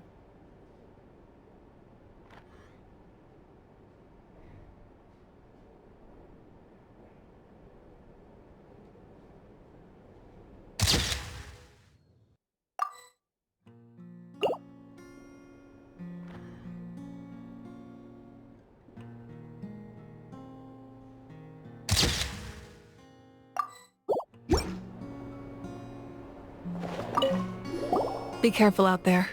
I'll observe the situation from here.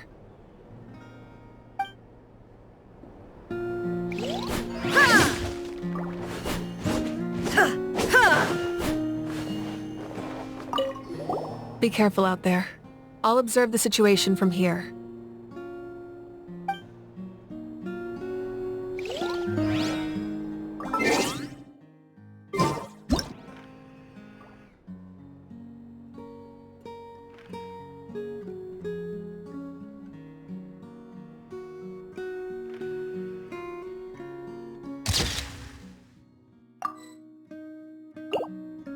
The world remains constant over the centuries, but human life is like the dew at dawn, or a bubble rising through water. Transitory.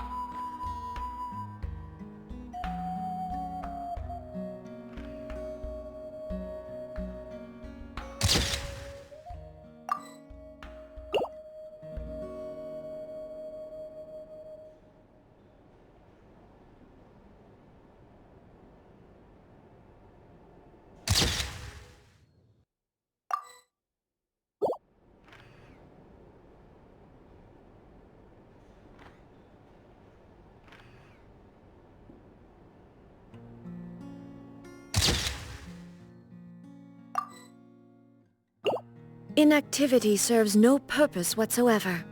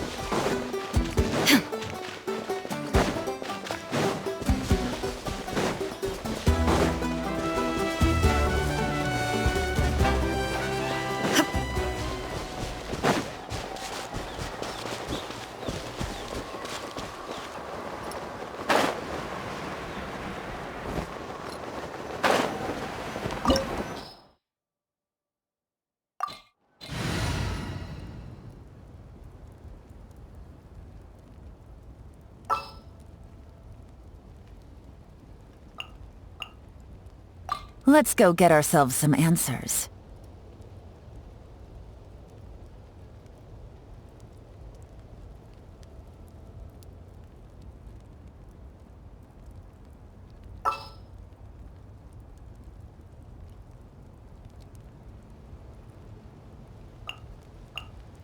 Just sharpen my spear.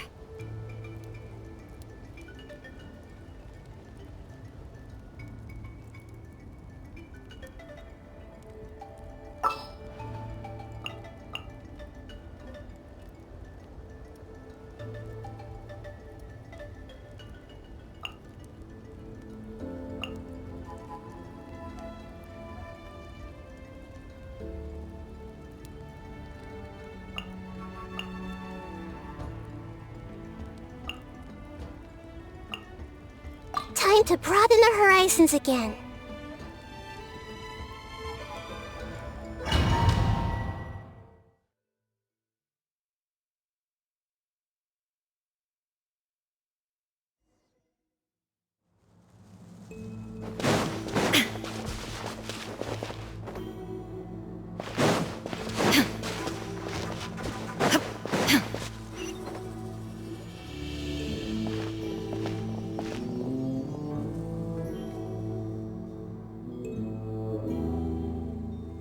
So we're underneath Natlan right now? It looks nothing like Paimon was imagining.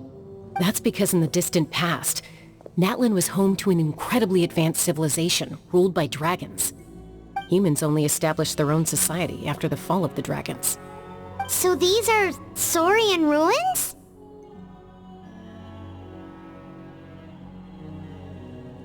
Wait, you mean like the elemental sovereigns? They had their own advanced civilization? Yes, a really long time ago. Very few records have survived until now, so no one really knows what the devices here are for. These ruins have been abandoned for a long time, but with the recent increase in Abyss activity, the installations around here have somehow been activated again. So what you're saying is, we're not in for an easy trip to the Night Kingdom. No. It's going to be obstacle after obstacle from here on out.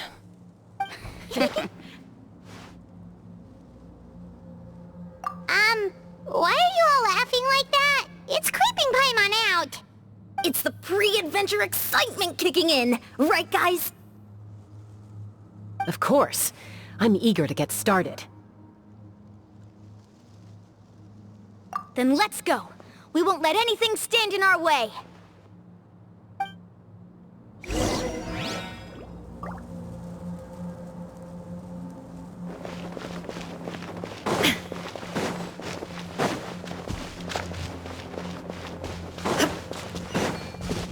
Seems like the road ends here. How should we get across?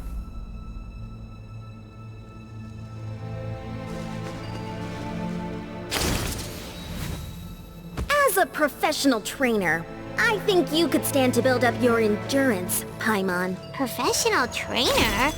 Paimon thought you were a warrior from the Collective of Planning. Well, that goes without saying. But I actually work as a sports coach. I provide professional guidance for many of Natlan's popular sports. And I don't just mean physical training. I design nutrition plans as well. Ah, so basically no sugar, no soft drinks, no grilled meat.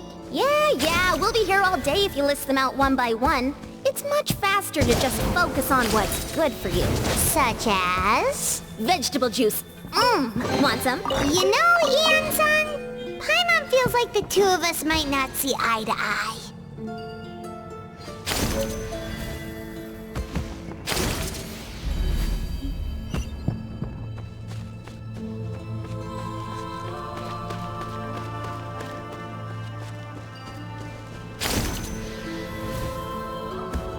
Those guys look familiar.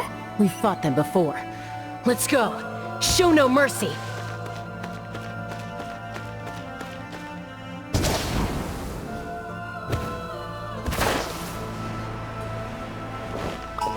Illusion shut!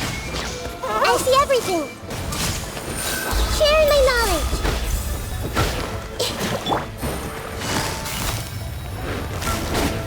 Quietly now.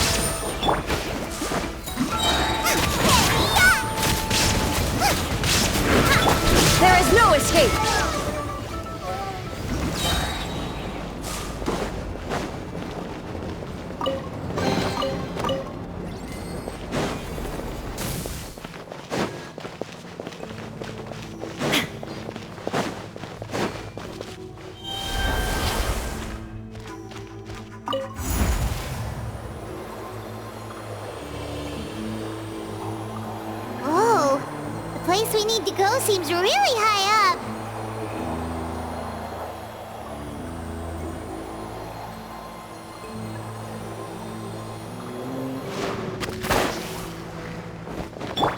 Hey! Yeah! Nice and spicy!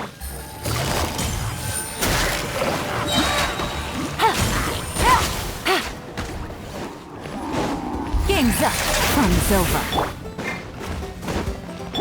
I see everything. Make yourselves at home.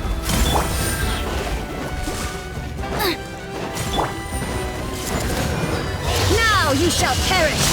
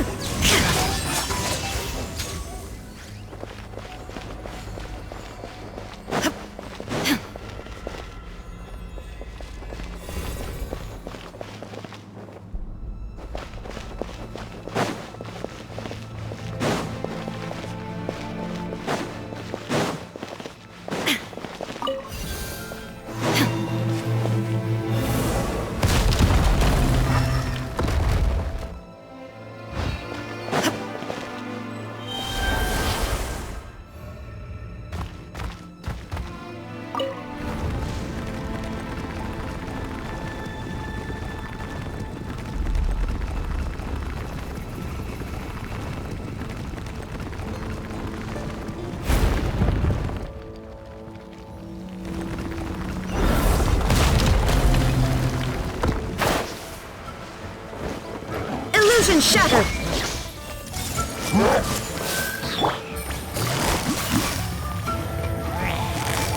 Gotcha! Out the frying pan, into the fire! You're toast!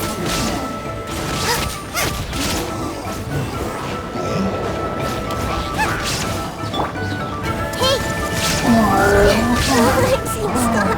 Sharing my knowledge! Take it easy. Busted.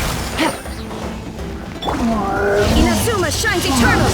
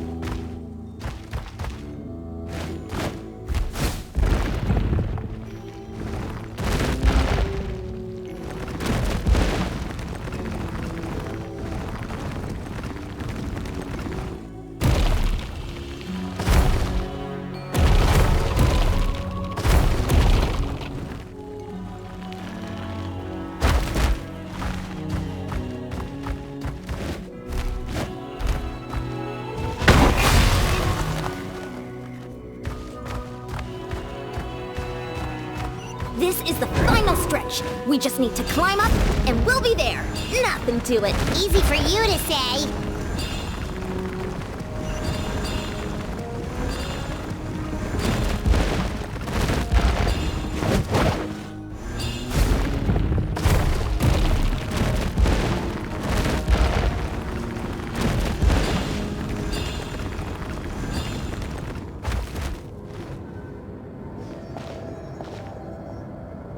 This must be the entrance the Pyro Archon told us about.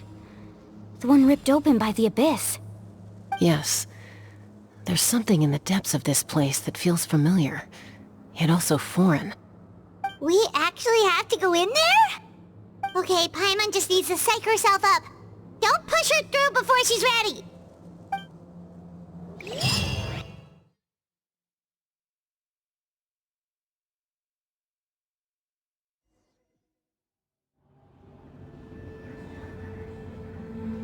Hey! You don't have to drag Paimon! You're pulling too hard!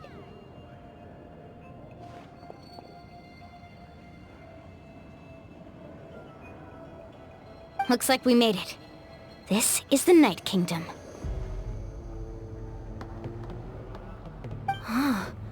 It looks so different from what I imagined in the stories.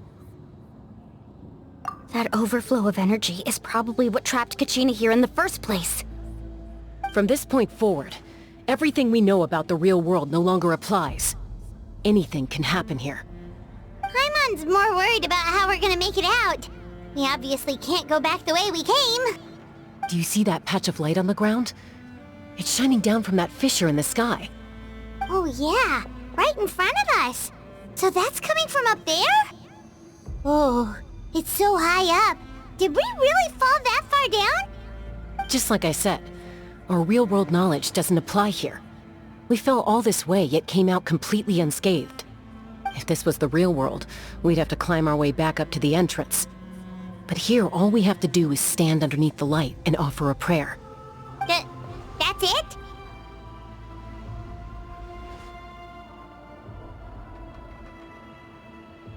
You really think that little of Paimon? That's not even why Paimon asked! So that means all we need to do is find Kachina and bring her to this location. Exactly. This light is streaming in from the real world. It's a link between the two realms. The terrain looks difficult to navigate, and the visibility's not great either. How are we supposed to find Kachina in these conditions? Yeah, these floating black things don't look super friendly either. Those are all manifestations of abyssal power. Be careful. Ghost! A talking ghost!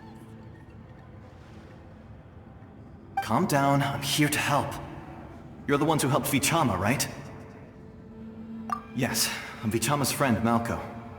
I was completely lost to this realm until I sensed a mysterious power calling out to me. It's like it was seeking me out, attempting to reassemble the pieces of who I used to be. Of course, it could only do so much. I'm sorry I can only appear before you in this imperfect form. No, we should be the ones apologizing. If the Spirit Speaker Stone hadn't become corrupted by the Abyss, we could have done much more. But we had to destroy it. Otherwise, Vichama and his tribe would have been in danger. Of course. Thank you for protecting him. I never imagined that, even after all these years, he'd still take such a risk for me. Under the power of the stone, it felt like our souls were connected. Turns out even our regrets were exactly the same. Whether in triumph or death, you want your best friend by your side. Exactly. That may not be in the cards for us, but it's not too late for you. You're looking for a young girl from the Children of Echoes, right? She's being chased by an embodiment of abyssal power. I'd like to help her while I'm still in this form, so follow me. Be careful. This place has been severely corroded by the Abyss. Paimon didn't realize it had gotten this bad. It's like a seething volcano ready to engulf our world at any moment.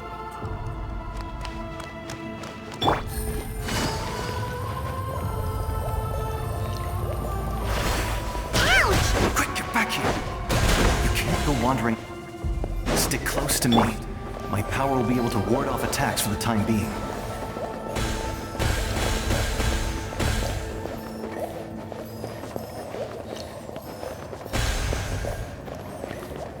We won't be able to keep this up. Let's try another route. This way.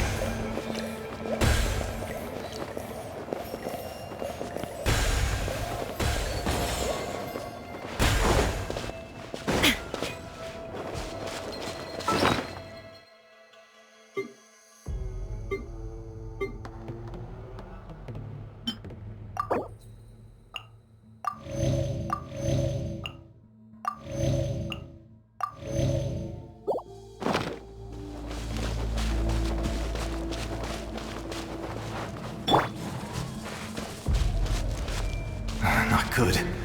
More monsters. We shouldn't waste our time on them. Quietly now. Boba, get them! Shine down!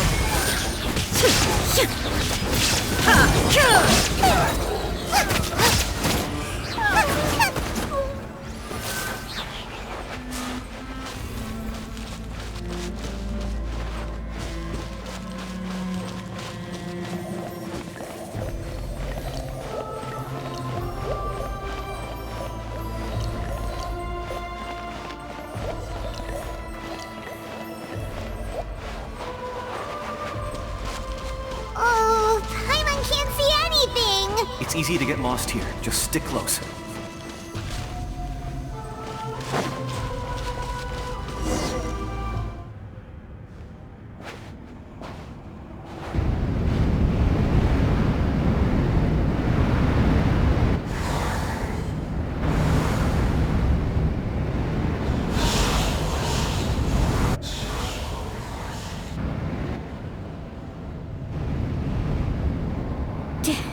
Did you hear that? What? Never mind. It was probably just my imagination. Don't scare Paimon like that! I heard it too. It was a voice from the abyss.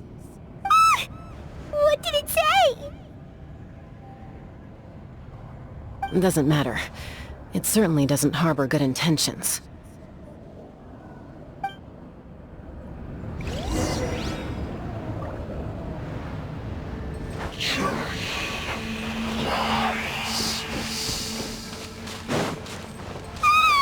Paimon just heard it too! Let's keep going. Paimon wants to get out of this place!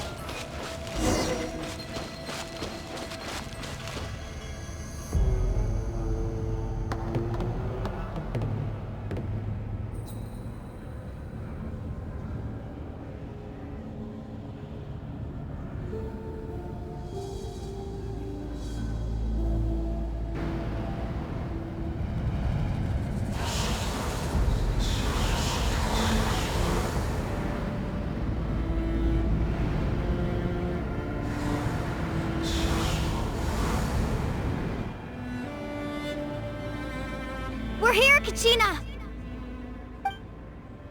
Oh, honey? You made it! Looks like our reunion will have to wait until we take care of these monsters.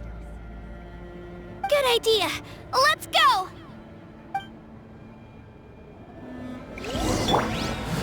Hey!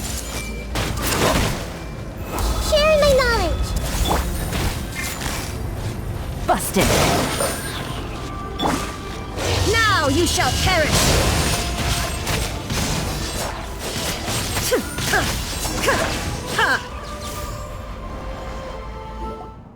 You're here!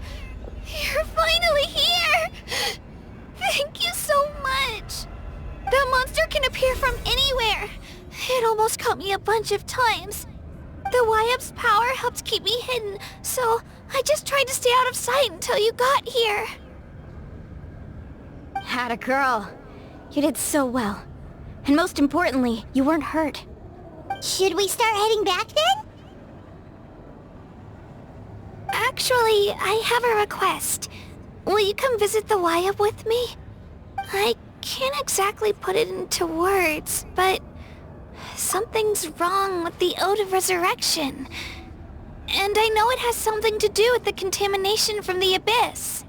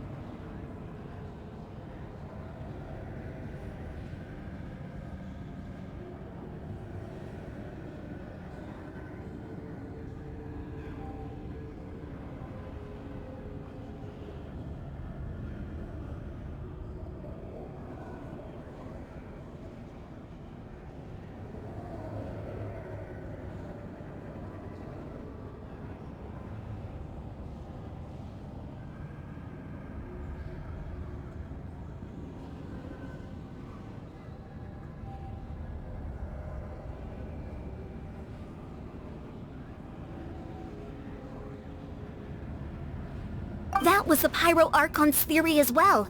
Everything we've seen here certainly seems to back it up.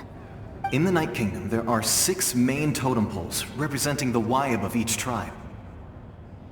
You can think of them like the body of each Wyab. Additional totem poles, like the ones around here, serve as proxies to which the Wyab can extend their consciousness. There are countless proxies scattered around the Night Kingdom. Through them, the Wyab can extend their consciousness over the entire realm and track down souls no matter where they roam. But if a proxy were to become severely contaminated, then a soul could become lost within the Night Kingdom. Judging by the current situation, I don't think we're dealing with just one contaminated proxy. Even if we could drive back the abyssal power from one of them, that probably wouldn't even put a dent in the problem. Still, we can't just leave the Wyab to suffer. It's protected me this whole time. I agree. We might even manage to draw out the monster that's...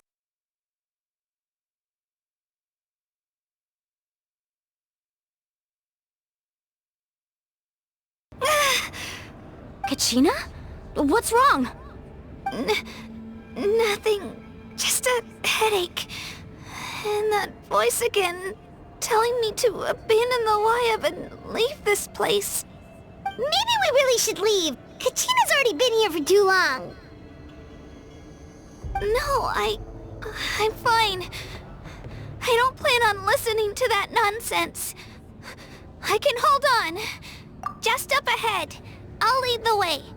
Besides, I can still fight, so please, help me out a little longer. Listen to me, Kachina. We'll come with you, but that's because we want to help the Wyab, not because we have something to prove. You don't have anything to prove either. It's okay if you reach your limit. We'll be there for you. All right. The sooner we get this done, the better. We've already come all this way, so we might as well try to get to the bottom of this. Let's go. This way. I'll stay here and try to stall the Abyss monster. All by yourself? That's too dangerous! It's all right. I may not be as strong as that monster, but I'm definitely more familiar with the area. Besides, I don't have much time left. If you're anything like my friend, I'm sure you're not particularly fond of goodbyes. So go. Achieve your goal, and return to the world where you belong. Thank you for everything. You're a true hero. Thank you. No one fights alone.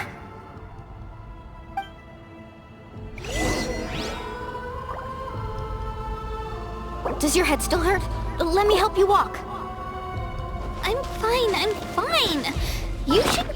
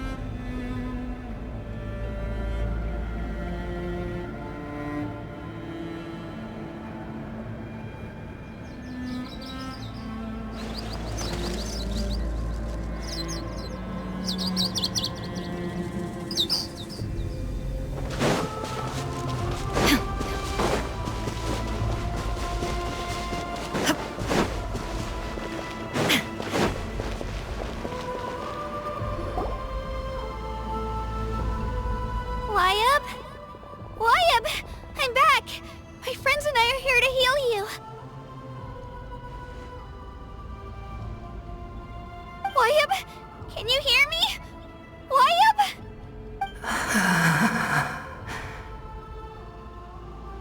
So we were right. The contamination is already too severe. It's preventing the Wyabb from answering our calls. Alright, get ready everyone. Time to purge the abyssal energy from this place.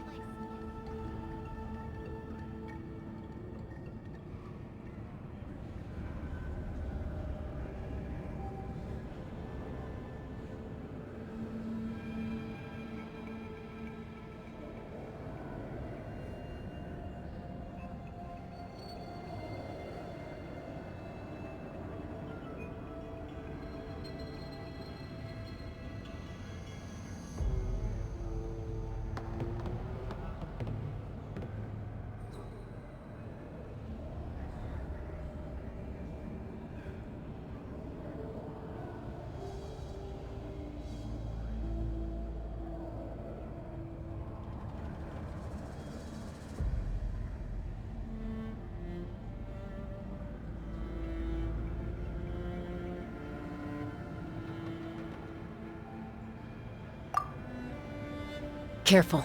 We've got company. Already? You really think that puny soul could slow me down? Courage in the face of futility is pure folly. He tried to get in my way, so I disposed of him. You killed Malco? He would have dispersed with or without me. Rather than worrying about him, I would urge you to focus on yourself. You may have defeated others of my kind in the past, but underestimate me now, and it will be to your peril. No, the power of the Abyss is intoxicating. The destruction it seeks captivates like a masterful work of art. I strive only for the opportunity to see it up close. I thought this naive little girl was an exception, but it turns out humanity is full of lambs willing to offer themselves up to the slaughter. That is the tragedy of your short lives. You understand nothing of all-encompassing power. Ancient names, pride, friendship, all empty ideas invented to give you a false sense of self-worth. They possess no power at all. The Pyro Archon created those grandiose ideals out of pure selfishness. Anything to avoid sharing power. Anything to avoid handing over the primordial gift to ordinary people like you. Don't believe me? Then ask yourself, why is the Pyro Archon strong beyond measure, while you, Kachina, remain so pathetically weak?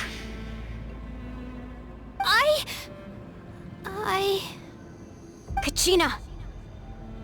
Give me your hand.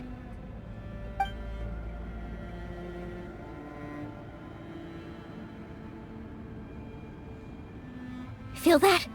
I'm right here next to you. Thanks, Moalani. You're right. I have nothing to fear. Because I'm not alone anymore.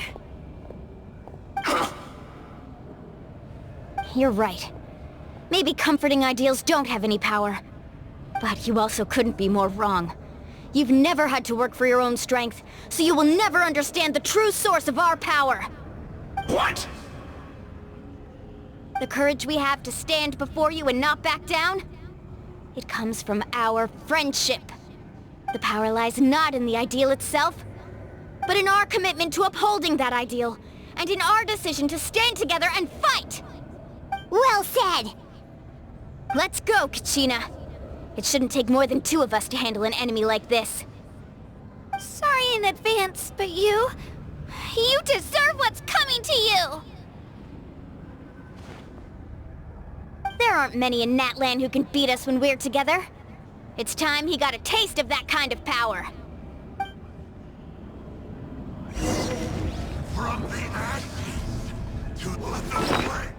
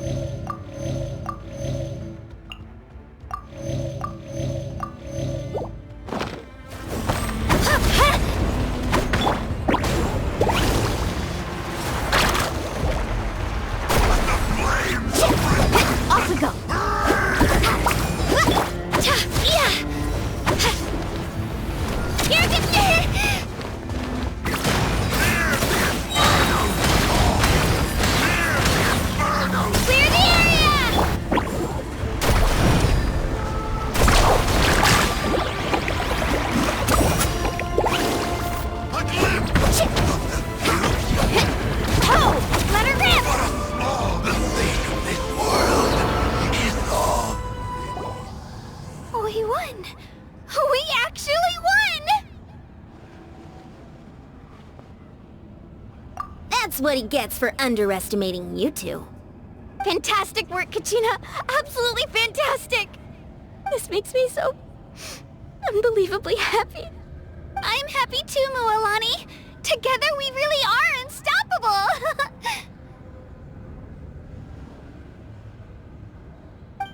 Huh? What's happening?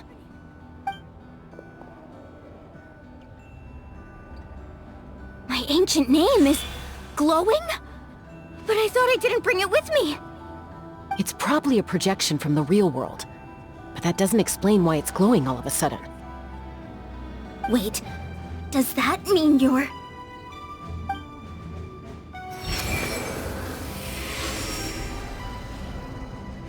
That was a bold move, diving headfirst into the fire to save your friend, especially in a place so overrun with abyssal corruption. Still, seeing you pull it off was really something. Everything you said was exactly right. As isolated individuals, we stand no chance against the power of the Abyss. It took years' worth of scars and lots of unnecessary suffering for me to understand that for myself. The Pyro Archon's plan will unite us as one. Everyone has a part to play. Only then will we have the power to defeat the strongest of foes.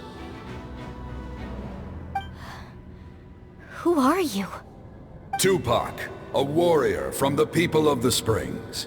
I fought against the Abyss during the invasion 500 years ago. I've heard that name before. You were the giant who saved all of Natlan. Since you were able to awaken my words from your ancient name, that means you have fully embodied the aspirations of the Wayab. Under the name Umoja, you shall unite the tribes and save Natlan from its impending doom. Me? As long as blood still runs through your veins, even the tiniest spark of steel against stone can ignite a flame. Its blaze will become one with our vision for Natlan. Even amid everlasting darkness, our bonds remain eternal.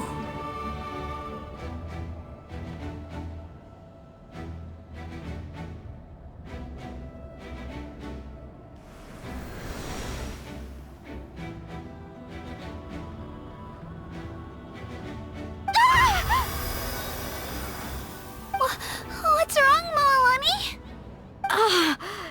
So many memories. My brain was just flooded with everything he once knew. So that's what happened. What do you mean? Did you just figure something out? 500 years ago, they foresaw the very crisis we're facing now. Efforts to save Natlan started all the way back then. We can go over the details once we get back. We shouldn't linger here longer than we have to. I know bits and pieces, but I had no idea Mualani was also part of the plan. This sounds like something that's going to need a lot of explaining. Let's focus on saving the Wayab first.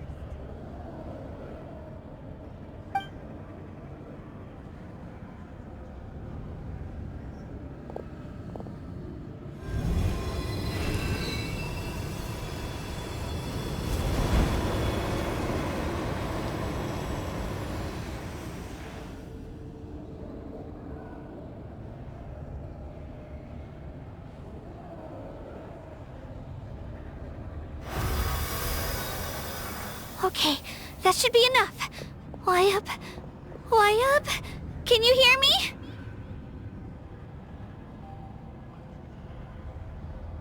I hear your voice, Kachina, my dear child.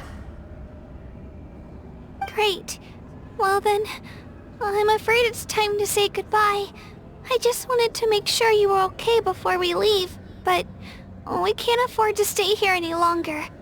I was going to ask why you bestowed an ancient name upon someone like me, but it's okay. I'll keep searching within myself for the answer. I'll never stop trying to improve my strength. One day, I'll live up to the hero you saw in me. You are already an outstanding child in my eyes, Kachina. No matter what happens. Huh? You are all my most beloved children. It has always been my honor to protect and nurture you. Your ancient name is just that. A name. Much like your parents chose to name you Kachina, I also gave you a name, but it need not define you. Focus on who you want to be. You are already worthy of your name. Now, you need only devote yourself to becoming a better you. The story of your ancient name is for you to continue. Just like your parents, my love for you will never change, no matter what the future holds.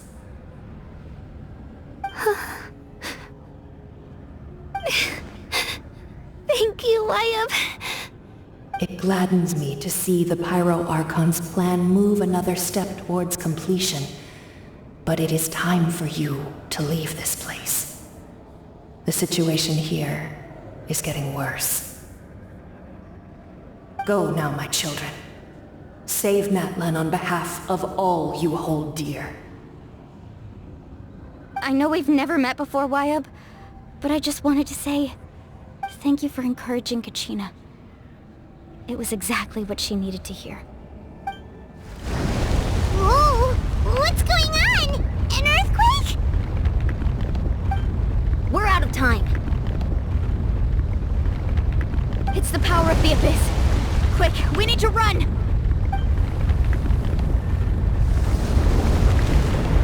It's a Sealy! The Sealy opened the way for us!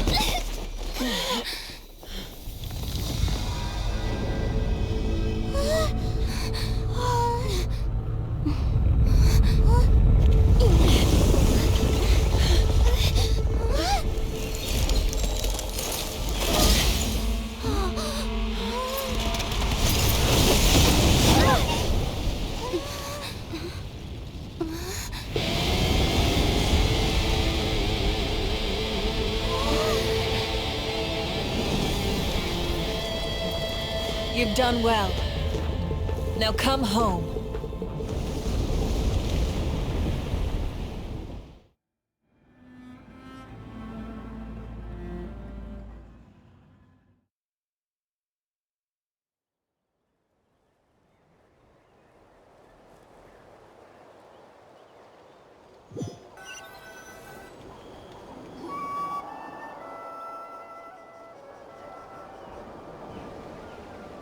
We're back!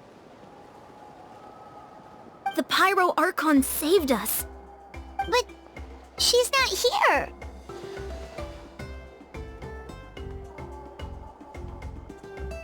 Yeah, didn't she say she used it all up? She's still in the speaker's chamber. What we saw in the Night Kingdom was just her consciousness.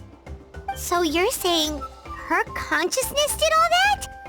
Every great display of power comes at a price.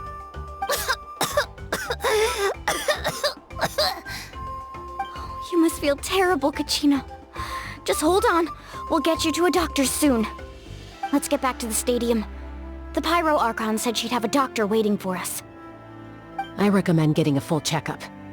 just to make sure no damage gets left behind. Paimon feels okay. What about you, Traveler? Right. You always seem to do pretty well against the Abyss. Let's get going. We need to share what we learned in the Night Kingdom as well. Right. The Wyatt mentioned something about the Pyro Archon's plan. What is it exactly? I'll let her explain everything. We're all a part of the plan now. Every move we make from here on out will decide Natlan's ultimate fate.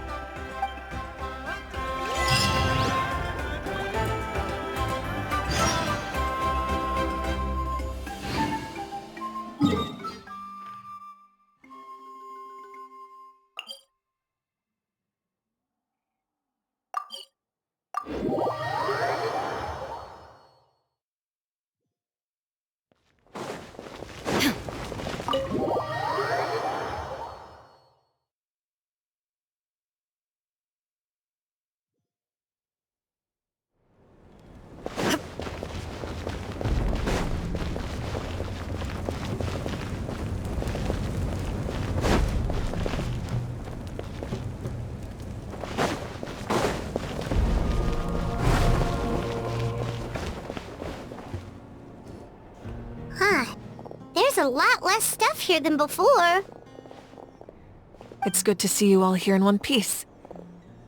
I know you must have a lot of questions, but let Koichi check you over first. It's best not to let any lingering effects of the Abyss go untreated. Thank goodness you made it back. I came here as soon as the Pyro Archon told me about your plan. Take a seat, everybody. I'll examine you one by one.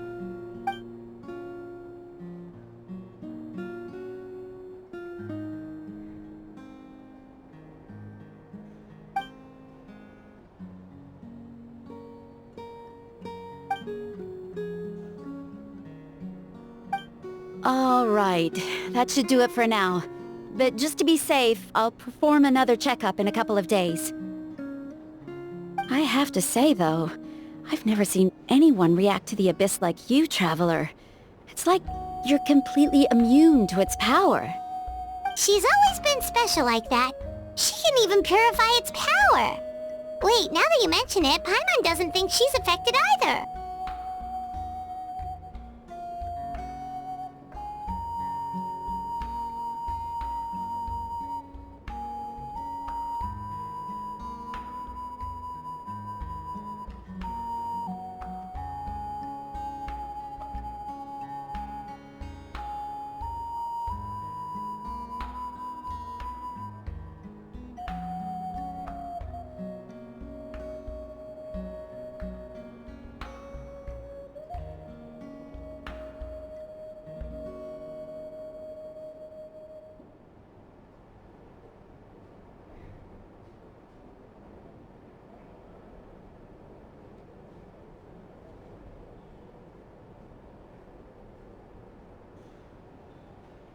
Given the current situation, that ability will likely play a great role in the events to come. Of course. I still have patients to see, so I'll head out. Thank you, Koichi. All right. We might not see eye to eye, but we both had good intentions. Just give it time. I'm sure we'll figure things out between us one day. Yeah.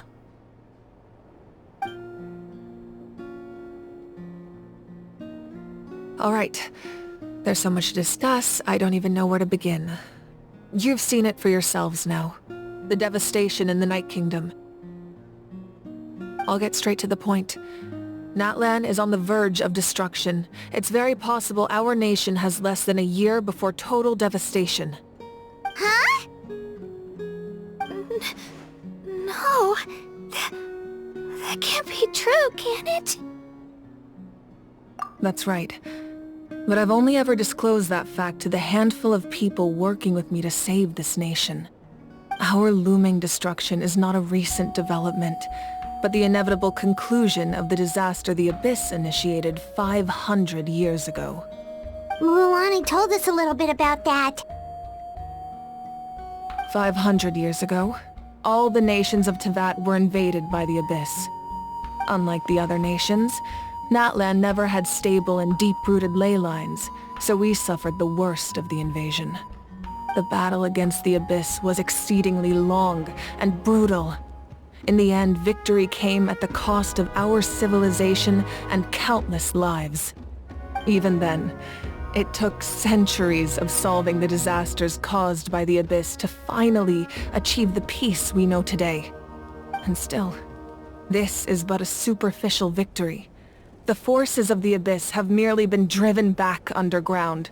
Their threat to Natlan remains as real as ever. I'd never have guessed. The problems plaguing the Night Kingdom are all the more complicated because that realm is essentially functioning as Natlan's ley lines. Immediately after the war, our calculations estimated that we would have a maximum of 500 years before the Night Kingdom was completely lost to the Abyss. But at that time, we were a nation of the destitute. Our people no longer believed in victory, nor did they hold hope for the future. Our civilization was dying, our faith crumbling, and the line of power passed down from the Wayab nearly severed. If we didn't bring the nation back together, it would be foolish to even dream of defeating the Abyss in the future. So, the Archon had a long and involved discussion with the heroes of each tribe, and finally came up with a 500-year-long plan to save Natlan. So that's what happened. After finding Kachina, I encountered a strange figure who gave me a series of new memories. Since the plan was mentioned in those memories, I guess I've been chosen to play an important role in it. But there's still something I don't understand. Those memories showed me the Pyro Archon from back then. And it was you. Huh? But that doesn't make any sense. The Pyro Archon is supposed to be human. It's impossible for a human to live that long. That's right. The hardest thing for humans to overcome has always been time. Or rather, the natural limitations of our lifespan. A god can extend a human's life by using a certain amount of divine power, or subjecting them to a curse. But, as we all know, Natlan doesn't have gods like that. We can only rely on our own methods. A human life is like a flame destined to be extinguished. 500 years ago, I placed my life within the sacred flame. Only by dying before my time could I have the chance to wake up again. So, in other words, this is your second life?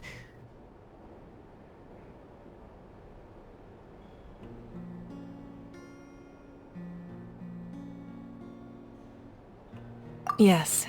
We only managed to defeat the Abyss all those years ago because the tribes came together as one.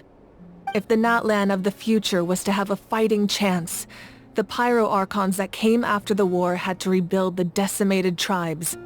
The goal was to reunite the people and restore the strength of each tribe's Wayab. Once a tribe was back to its full strength, the tribe's Wayab would select a hero, indicating the tribe was once again ready for war. The Chosen would then stand by my side in defense of our nation, just like great heroes of old 500 years ago. So that means I'm one of the Chosen? That's right. You bear the ancient name Umoja, the same one held by the hero from your tribe 500 years ago. It means unity. After your adventure in the Night Kingdom, I trust you've come to fully understand the meaning of that name. So in other words, you always knew who the Wayab were going to pick from each tribe? Yes. According to the plan, each tribe was supposed to have been fully restored by the time I awoke. But something went wrong along the way. The 6 heroes successfully inherited the ancient names from 500 years ago, but the intel regarding the plan wasn't passed on to them. Once again, it comes down to the deterioration of the Night Kingdom. Communication between the Sacred Flame and the Wayab has been blocked. Just like how the Ode of Resurrection failed to bring Kachina back. Exactly. It's just another tactic the Abyss is using against us. The Abyss may not possess intelligence, but its methods certainly aren't easy to counter. If we want to unblock that information from being passed on, my presence alone isn't enough. The ancient name-bearer must establish a greater connection to their name. So, I've tried my best to help them from the sidelines. Currently, Shilonen of the Children of Echoes, Kinich of the Scions of the Canopy, and Iansan of the Collective of Plenty have all been acknowledged by their names. During your adventure, you too earned the acknowledgement of your Wayab Mualani. In the process, you gained the memories stored within your name. But we have less than a year! Yes, but we have no choice. We cannot start the plan until all the heroes have been gathered. That's also why I haven't been able to take action despite the urgency of the situation. But if you knew this whole time, why didn't you just tell me about my role in all this? Wouldn't that make everything go a lot faster? Perhaps, but the opposite could also be true. Knowing your destiny too early could mean failing to realize your full potential. Just like your determination to save Kachina, I hope your commitment to this endeavor comes from your own strength of will, rather than a sense of obligation. So I suppose you're not going to tell us who the final two heroes are then? That's right. Their time is yet to come. Putting pressure on them beforehand will only hinder their development. I can only trust in the judgment of the Wayab. I have never believed I could solve this crisis alone. In fact, it was precisely because I chose to trust and rely on others that we managed to get this far. Natlan's salvation lies not in its Archon or any singular individual, but in us all. You're quite perceptive, aren't you? I thought I might get away with avoiding the topic. Huh? Oh, right! All the stuff you stored here before, where did it all go? Even though I sacrificed my power, I still needed a contingency plan to ensure you would make it back from the Night Kingdom. After all, I was the one who allowed you to take that risk, and Mualani has an important role to play in my plan. In addition to their sentimental value, the items I stored here held a much more important purpose. Fuel. Fuel? Ah, so back then, that's why you... Yes. The stories embodied by those items are certainly important, but there's an even more significant trait they all share. Every item belonged to a hero of Natlan. Over time, they became imbued with a certain amount of contending fire from being carried in battle. On their own, each item's power is limited, but together their combined effect can prove quite useful in a dire situation. By burning those items, I was able to activate the contending fire stored within them to open the boundary between the two worlds. It was a rather crude approach, so all their power was depleted in an instant, as you can see. But aren't they all precious treasures? What about their stories? That's exactly why I dragged you all here. No matter what, I never wanted the Pyro Archon to have to use that power. Oh, I'm so sorry. You have nothing to be sorry for. You all deserve my thanks, actually. If you hadn't saved the totem pole, that area of the Night Kingdom would have been forever lost to the abyss. And then, it would only be a matter of time before the Children of Echoes was met with disaster. Besides, when those heroes entrusted their belongings to me, or the Pyro Archon of their time, it was out of a desire to contribute to Natlan's survival. If they knew those items helped save the present-day heroes of Natlan, they would not mourn their loss. Even when you put it that way, I still feel bad. There's no need. Remember what I told you about time? The people and the events of the past are never truly lost to us. We simply carry them with us in a different form. In that sense, we didn't lose anything at all. If you still have regrets, let them fuel your resolve in the battles to come. Your deeds will become new legends and nurture new forms of power just like the items once stored here. Well, we'd still like to return the favor. Well, if that's the case, just treat me to a drink sometime. Now that Kachina has returned, we can finally hold the victory feast and celebrate your team's triumph in the Night Warden Wars. And we could all use the rest, that's for sure. Plus, you'll be able to silence everyone who doubted you once and for all, Kachina. Still, now that I know the danger we're facing, having a victory feast doesn't feel right. Try not to let it get to you. It's important to stay calm. Worrying about it will only affect your judgment. All right. You should head out. I'll join you in a bit.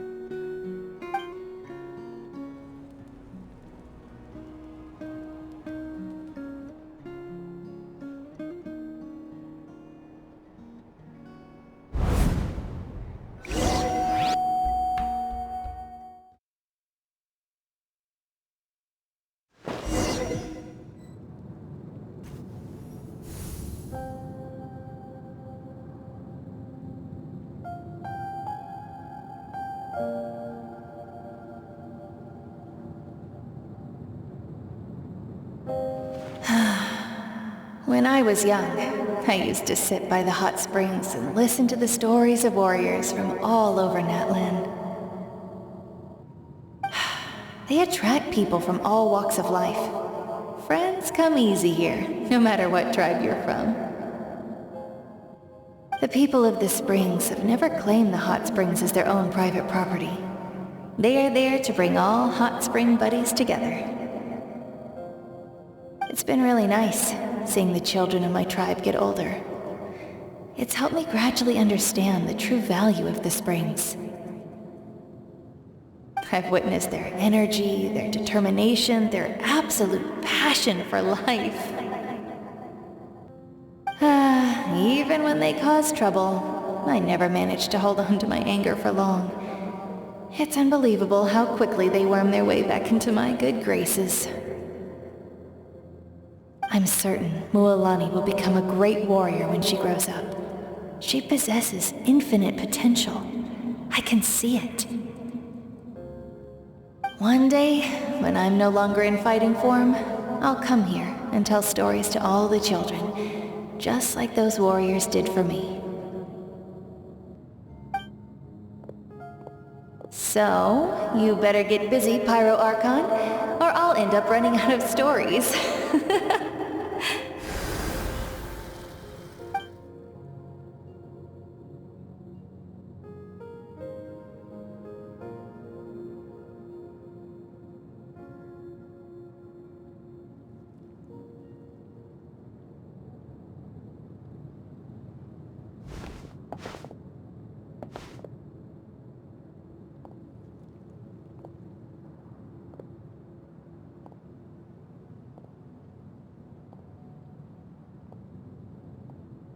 Our nation is engulfed in darkness. Our tribes stand divided, and yet you promise victory in the distant future.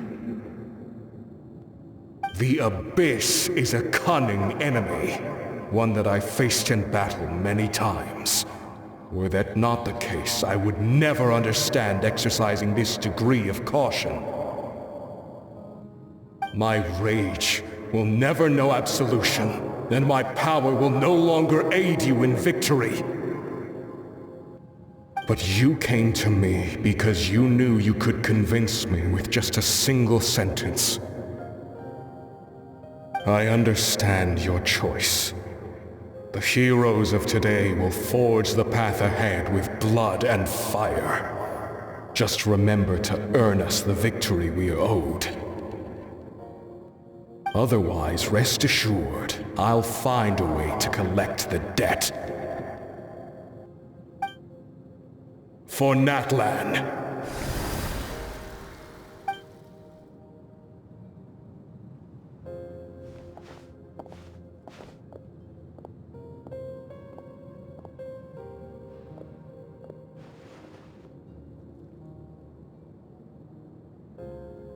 So, you're gonna head 500 years in the future to serve as the Pyro Archon again? But what about the you from right now? You're just gonna die? You can't ask her those questions and expect her to answer, my dear. The decision is hers to make, and she deserves our support. We will do everything we can to rebuild the tribes. Don't you worry. Even across time, we will all do our part to fight for Natlan's future. Yeah, Mom's right. We'll always believe in you, sis. Oh, seriously though, Dad should be here. Where is he? I imagine he didn't know what to say, so he chose not to come at all. Don't take it to heart, my dear. That's just who he is. Just remember, no matter what happens in the future, we will always love you.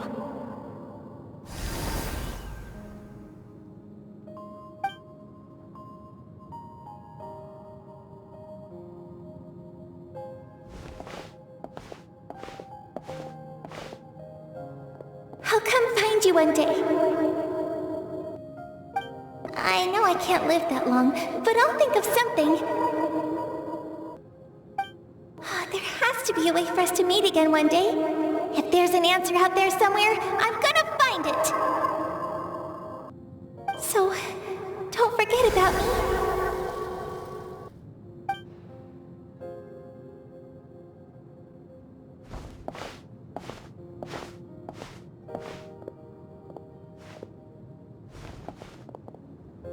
If that's your decision, then you have my full support, Archon. May our children live to see such a lovely son.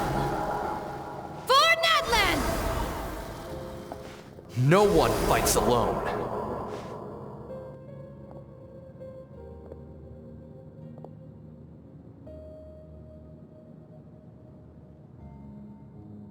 The rules are my legacy. They shall grant us the strength to overcome the next tragedy. War forged the 6 tribes, taught us how to fight, instilled in us what it means to love. Who will be the one to bring this to an end?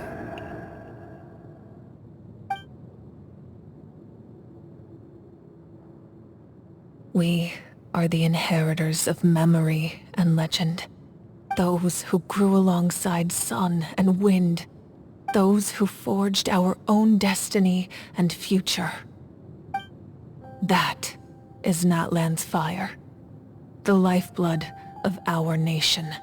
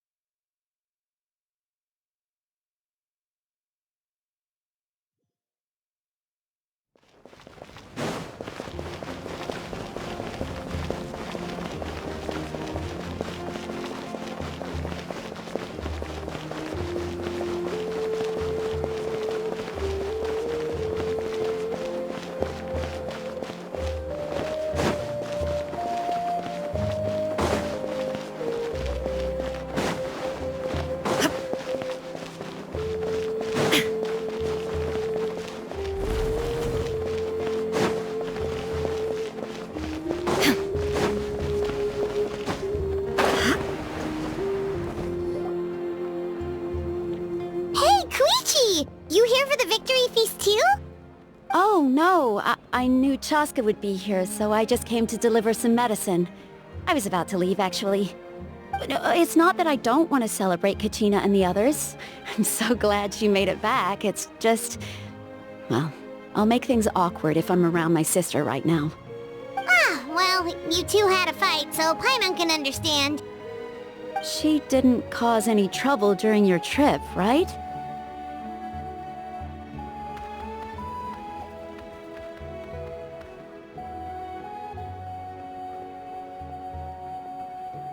Yeah, she was super helpful. She gave us a lot of useful information about the Abyss. That's good. That's all I needed to know. Is there a reason you asked? You were pretty outspoken when we first met, but now it's like you're holding something back.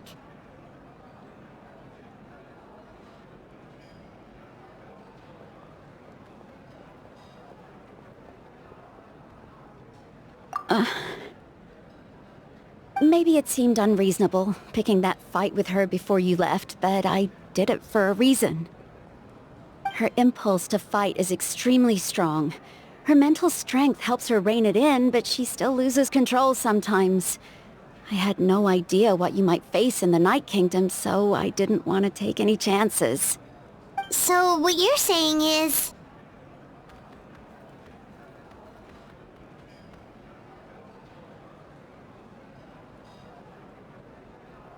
Okay, so maybe it sounds a little stupid, but it works pretty well. It helps her keep her cool for a little while, at least. Anyway, I'm just glad you were able to make it back safe and sound. That's all I wanted. What? Do you really have to go that far? Can't you just talk it out?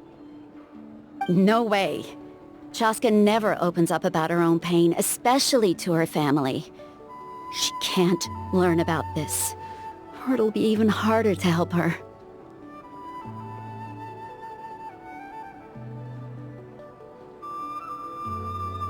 I appreciate the understanding, and don't worry. I'll find a way to help her ease this burden. Anyway, I need to get going. Enjoy the celebration. Oh, and if you ever need a doctor, you know who to find. Huh. Who would have thought there was a deeper reason behind their arguing?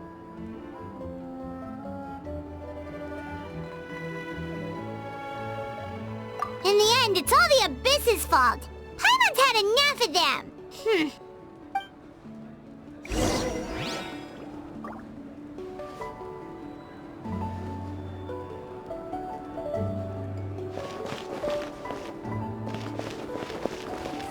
Don't worry, I always win anyway.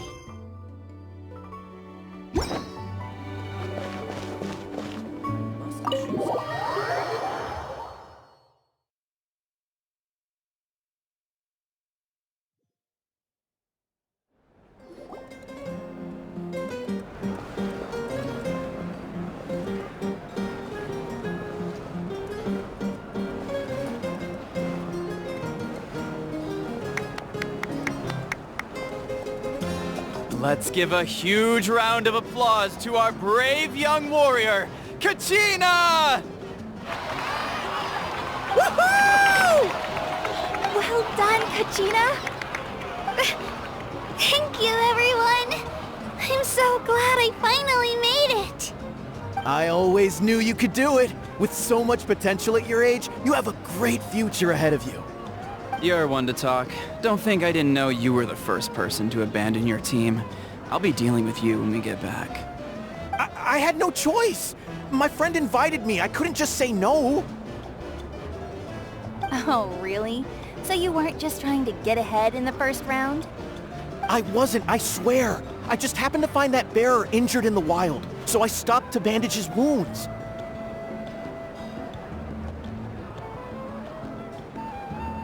When he insisted on repaying the favor, what was I supposed to do? I'm just one person. I figured Kachina would have no trouble replacing me.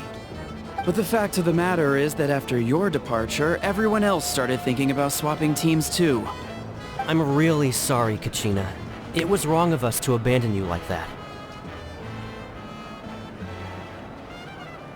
It's amazing that you still made it all the way through to the Night Warden Wars.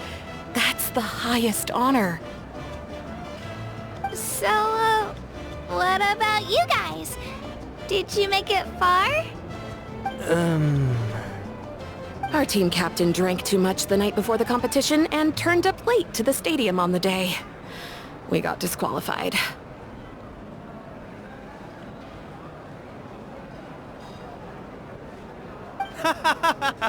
Serves you all right. No sympathy for me.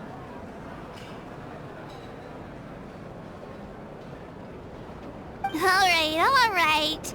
There's no need to be like that, Uncle Pakal. Dear friends, I'd like to say a few words. Firstly, I'm grateful to my friends and our great Archon for helping to bring me back. This traveler and her companion Paimon are some of the strongest people I've ever met. If they were allowed to participate in the pilgrimage, I have no doubt that they'd win the whole thing. They've agreed to let me learn from them.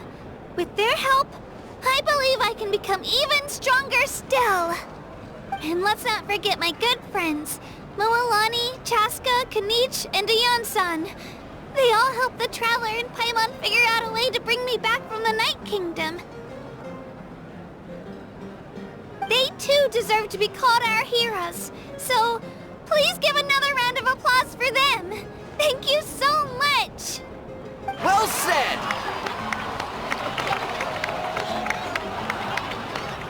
I'll drink to that. How does it feel being a hero, Kachina? To be honest, it's a bit overwhelming. It all just feels so surreal. Well, you better get used to it! Next up, undefeated champion!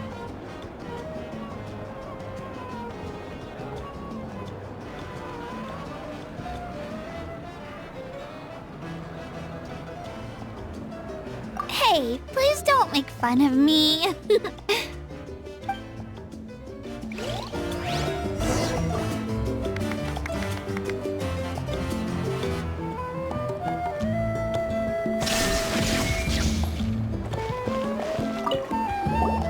I've been through so much all at once. Everything still kind of feels like a dream. Are you still feeling unwell? Nope, all better now. I told you I bounced back pretty quick, so don't worry about me.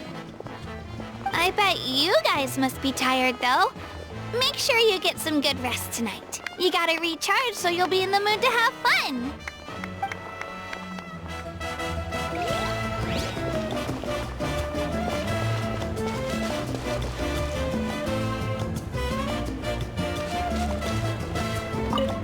My apologies. I knew more than I let on. Everything comes at a price, and most heroes aren't people who set out to become a hero. If you cling too tightly to your goal, you end up losing things that are far more precious. But in any case, we're now on the same page. I wonder how long before the two final heroes appear. From the Flower Feather Clan and the Masters of the Night Wind.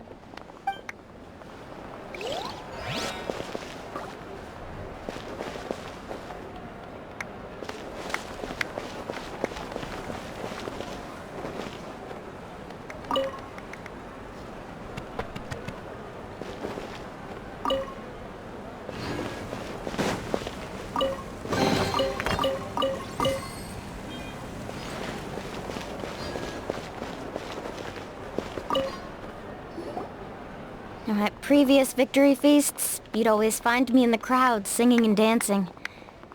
But after what I found out today, it's too much. I'm still trying to process it. It does feel weird seeing you so out of sorts.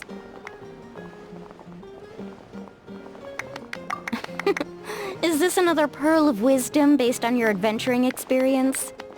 Well, Paimon agrees with the Traveler. Everyone's come together to celebrate Kachina's achievements. That's gotta be a first. You're right. Kachina looks really happy. And now I'm being the moody one. Enough doom and gloom. Time to shake it off.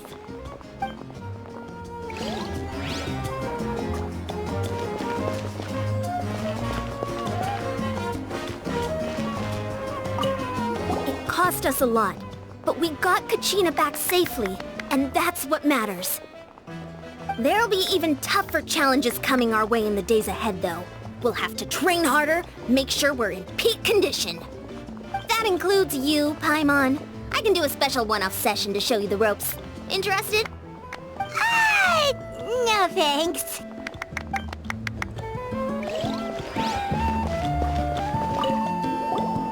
It's rare to meet travelers as strong and brave as yourselves. I raise my glass to you. Anyway, my sister's already gone back to our tribe. She has patients to treat. Oh, we actually ran into her on the way here and, well, Paimon just thinks she really cares about you. Yeah, I'm planning on visiting home myself in a few days. To tell her and the rest of the family that they need to be extra careful. I just hope they take it seriously. The Abyss has likely sensed your arrival in Natlan by now. So exercise caution on your adventures as well.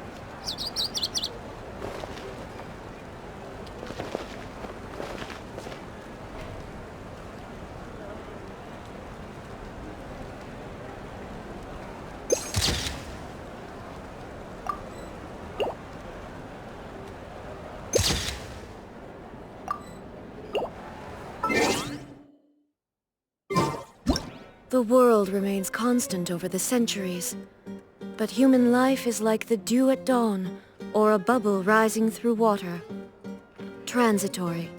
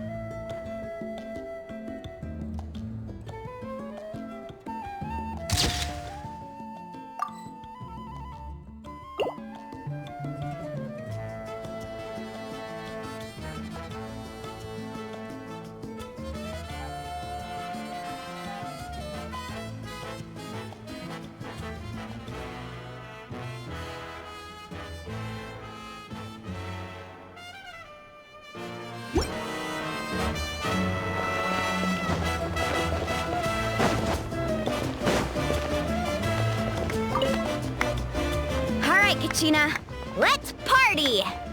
I'm a little embarrassed. Don't be. Come on, you're the star of the show today.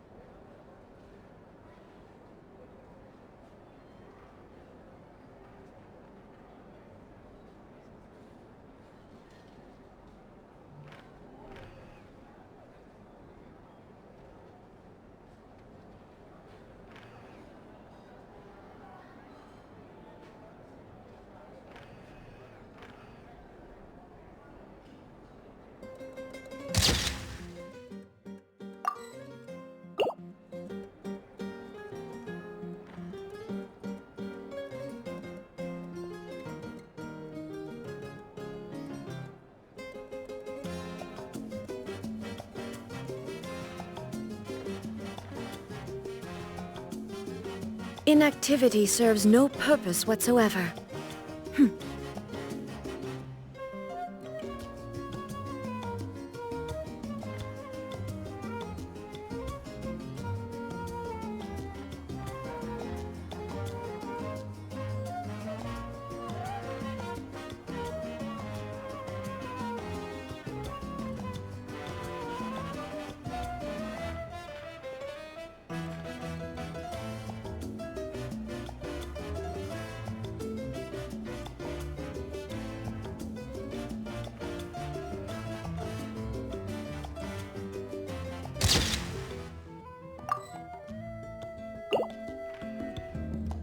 All the world holds dear is but a backdrop of constant motion. I stand before it, alone and unchanging.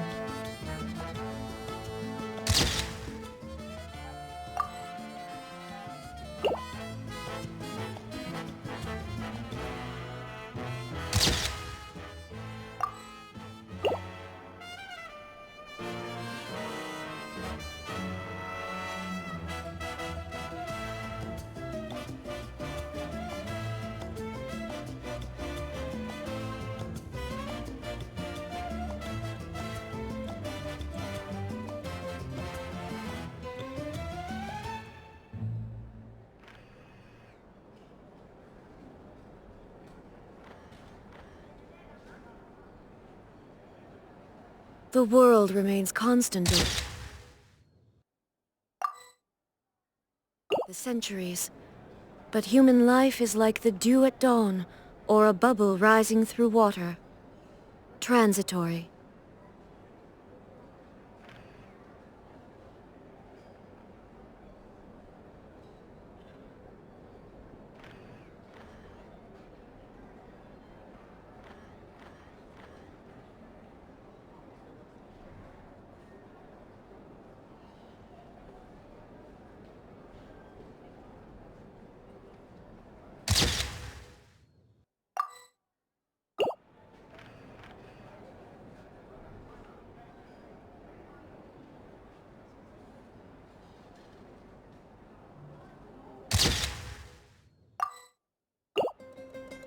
All the world holds dear is but a backdrop of constant motion. I stand before it, alone and unchanging.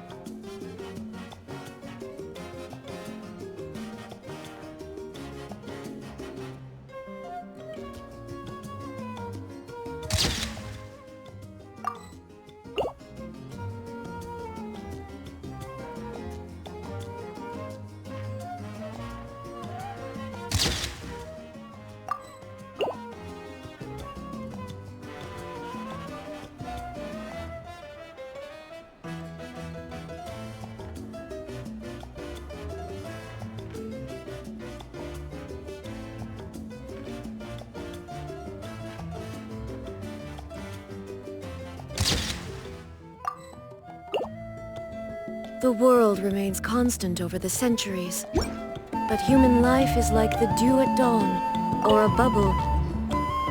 Ah, you're here. Have some fruit juice. I got it specially for you two. How did you know? That's Paimon's favorite! You look like you've still got questions. Ask away.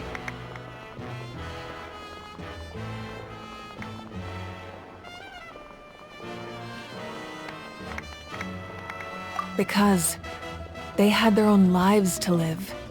The thought of telling them, abandon your families and everyone you love, and come with me to the end of time, for in 500 years Natlan will be destroyed, it seemed too cruel. You could just as easily point out that everything in this world would come to an end eventually. But life is short, and beyond a point it just doesn't seem real. Imagine if I said, let's leave right now, and go save the sun because it'll flame out in a few million years. It would sound quite ridiculous. I couldn't make them shoulder that burden with me. Besides, every generation will have its heroes, this one included. The plan could still work without them. Or, of course, without me. But since I was the one who came up with the plan, I felt duty-bound to see it through to the end. I'm suddenly remembering that portrait in your room. Was that your family from back then? Yes, it was. So when you asked me who my sister grew up to be, the truth is that very little information survives. From what I've been able to piece together, I can conclude with a reasonable degree of confidence that she ended up as an architect and artist. She played an instrumental role in rebuilding the scions of the Canopy tribe, designing and building many houses. But of course, none of her buildings are around anymore. Still, it was an impressive achievement, and I'm very proud of her.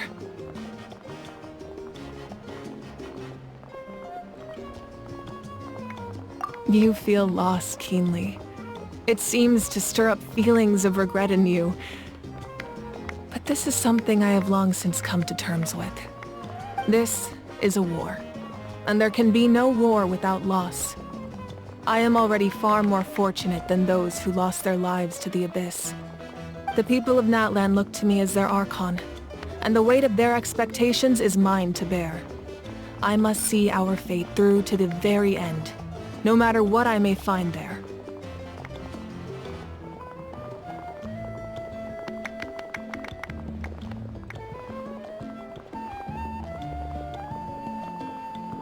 Yeah, doesn't that mean the way everything ends has already been written, including your plan? I suppose, but so what? Don't forget, time takes many forms. The past, present, and future coexist, and all are equally important. Even if the future ends in destruction, there's still no reason to give up on the here and now. And it's precisely because we humans cannot know our fate that we will never give up on our struggle. This is a pivotal moment. We are still 2 heroes short. Well, 3 to be precise. There's one further hero who I'm hoping to get on my side, whatever it takes.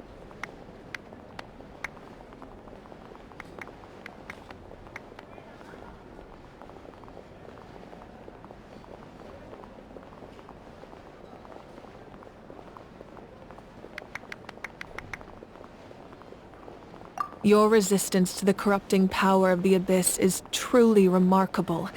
It would easily make you an all-important figure in the upcoming battle. If you agree to join us, you will not only gain my full support in your journey, but I will also forge a brand new ancient name for you. Ancient names can be forged? They can. Several strict conditions must be met, but if they couldn't be forged at all, then the number of them in circulation would have long dwindled to 0.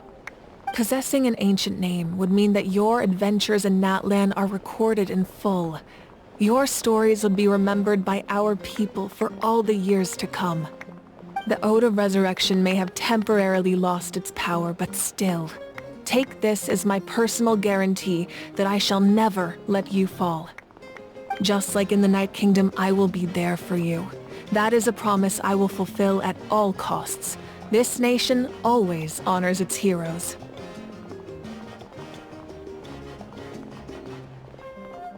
Yeah, we can't just ignore the situation here. Wonderful. Then I'll reach out to Shilonen right away. She's the one who will forge the name. We've never forged an ancient name for an Outlander before, but I trust she'll find a way.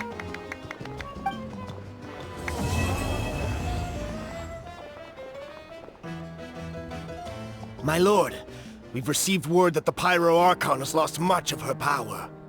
Although your injury complicates things, this is most certainly the opportune time to seize the Gnosis. Victory and defeat are rules, not outcomes. I have never taken advantage of an opponent in a time of weakness, and I don't intend to start now. As for you, I must confess, I did not expect that little trick of yours to save the day. No matter how dense the fog, as long as the sun remains, we cannot turn day into night. She could have dispelled it.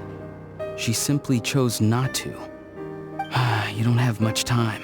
And you're injured on top of that. What do you plan to do next?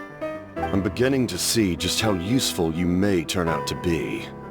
You heard something from here, didn't you?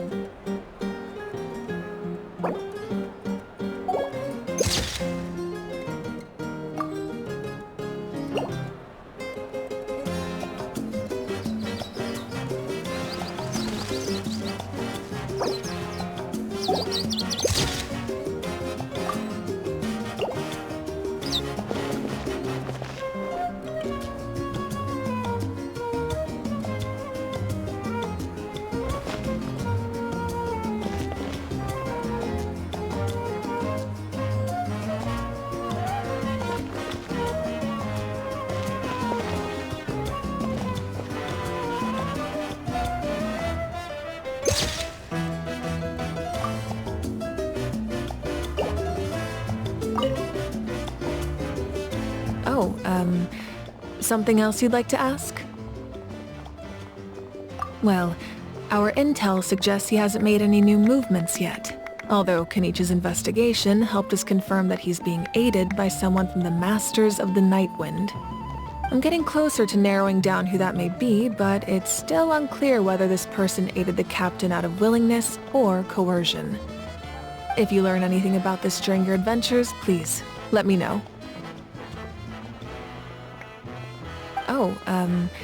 Something else you'd like to ask? The Abyss is the most formidable enemy in all of Teyvat.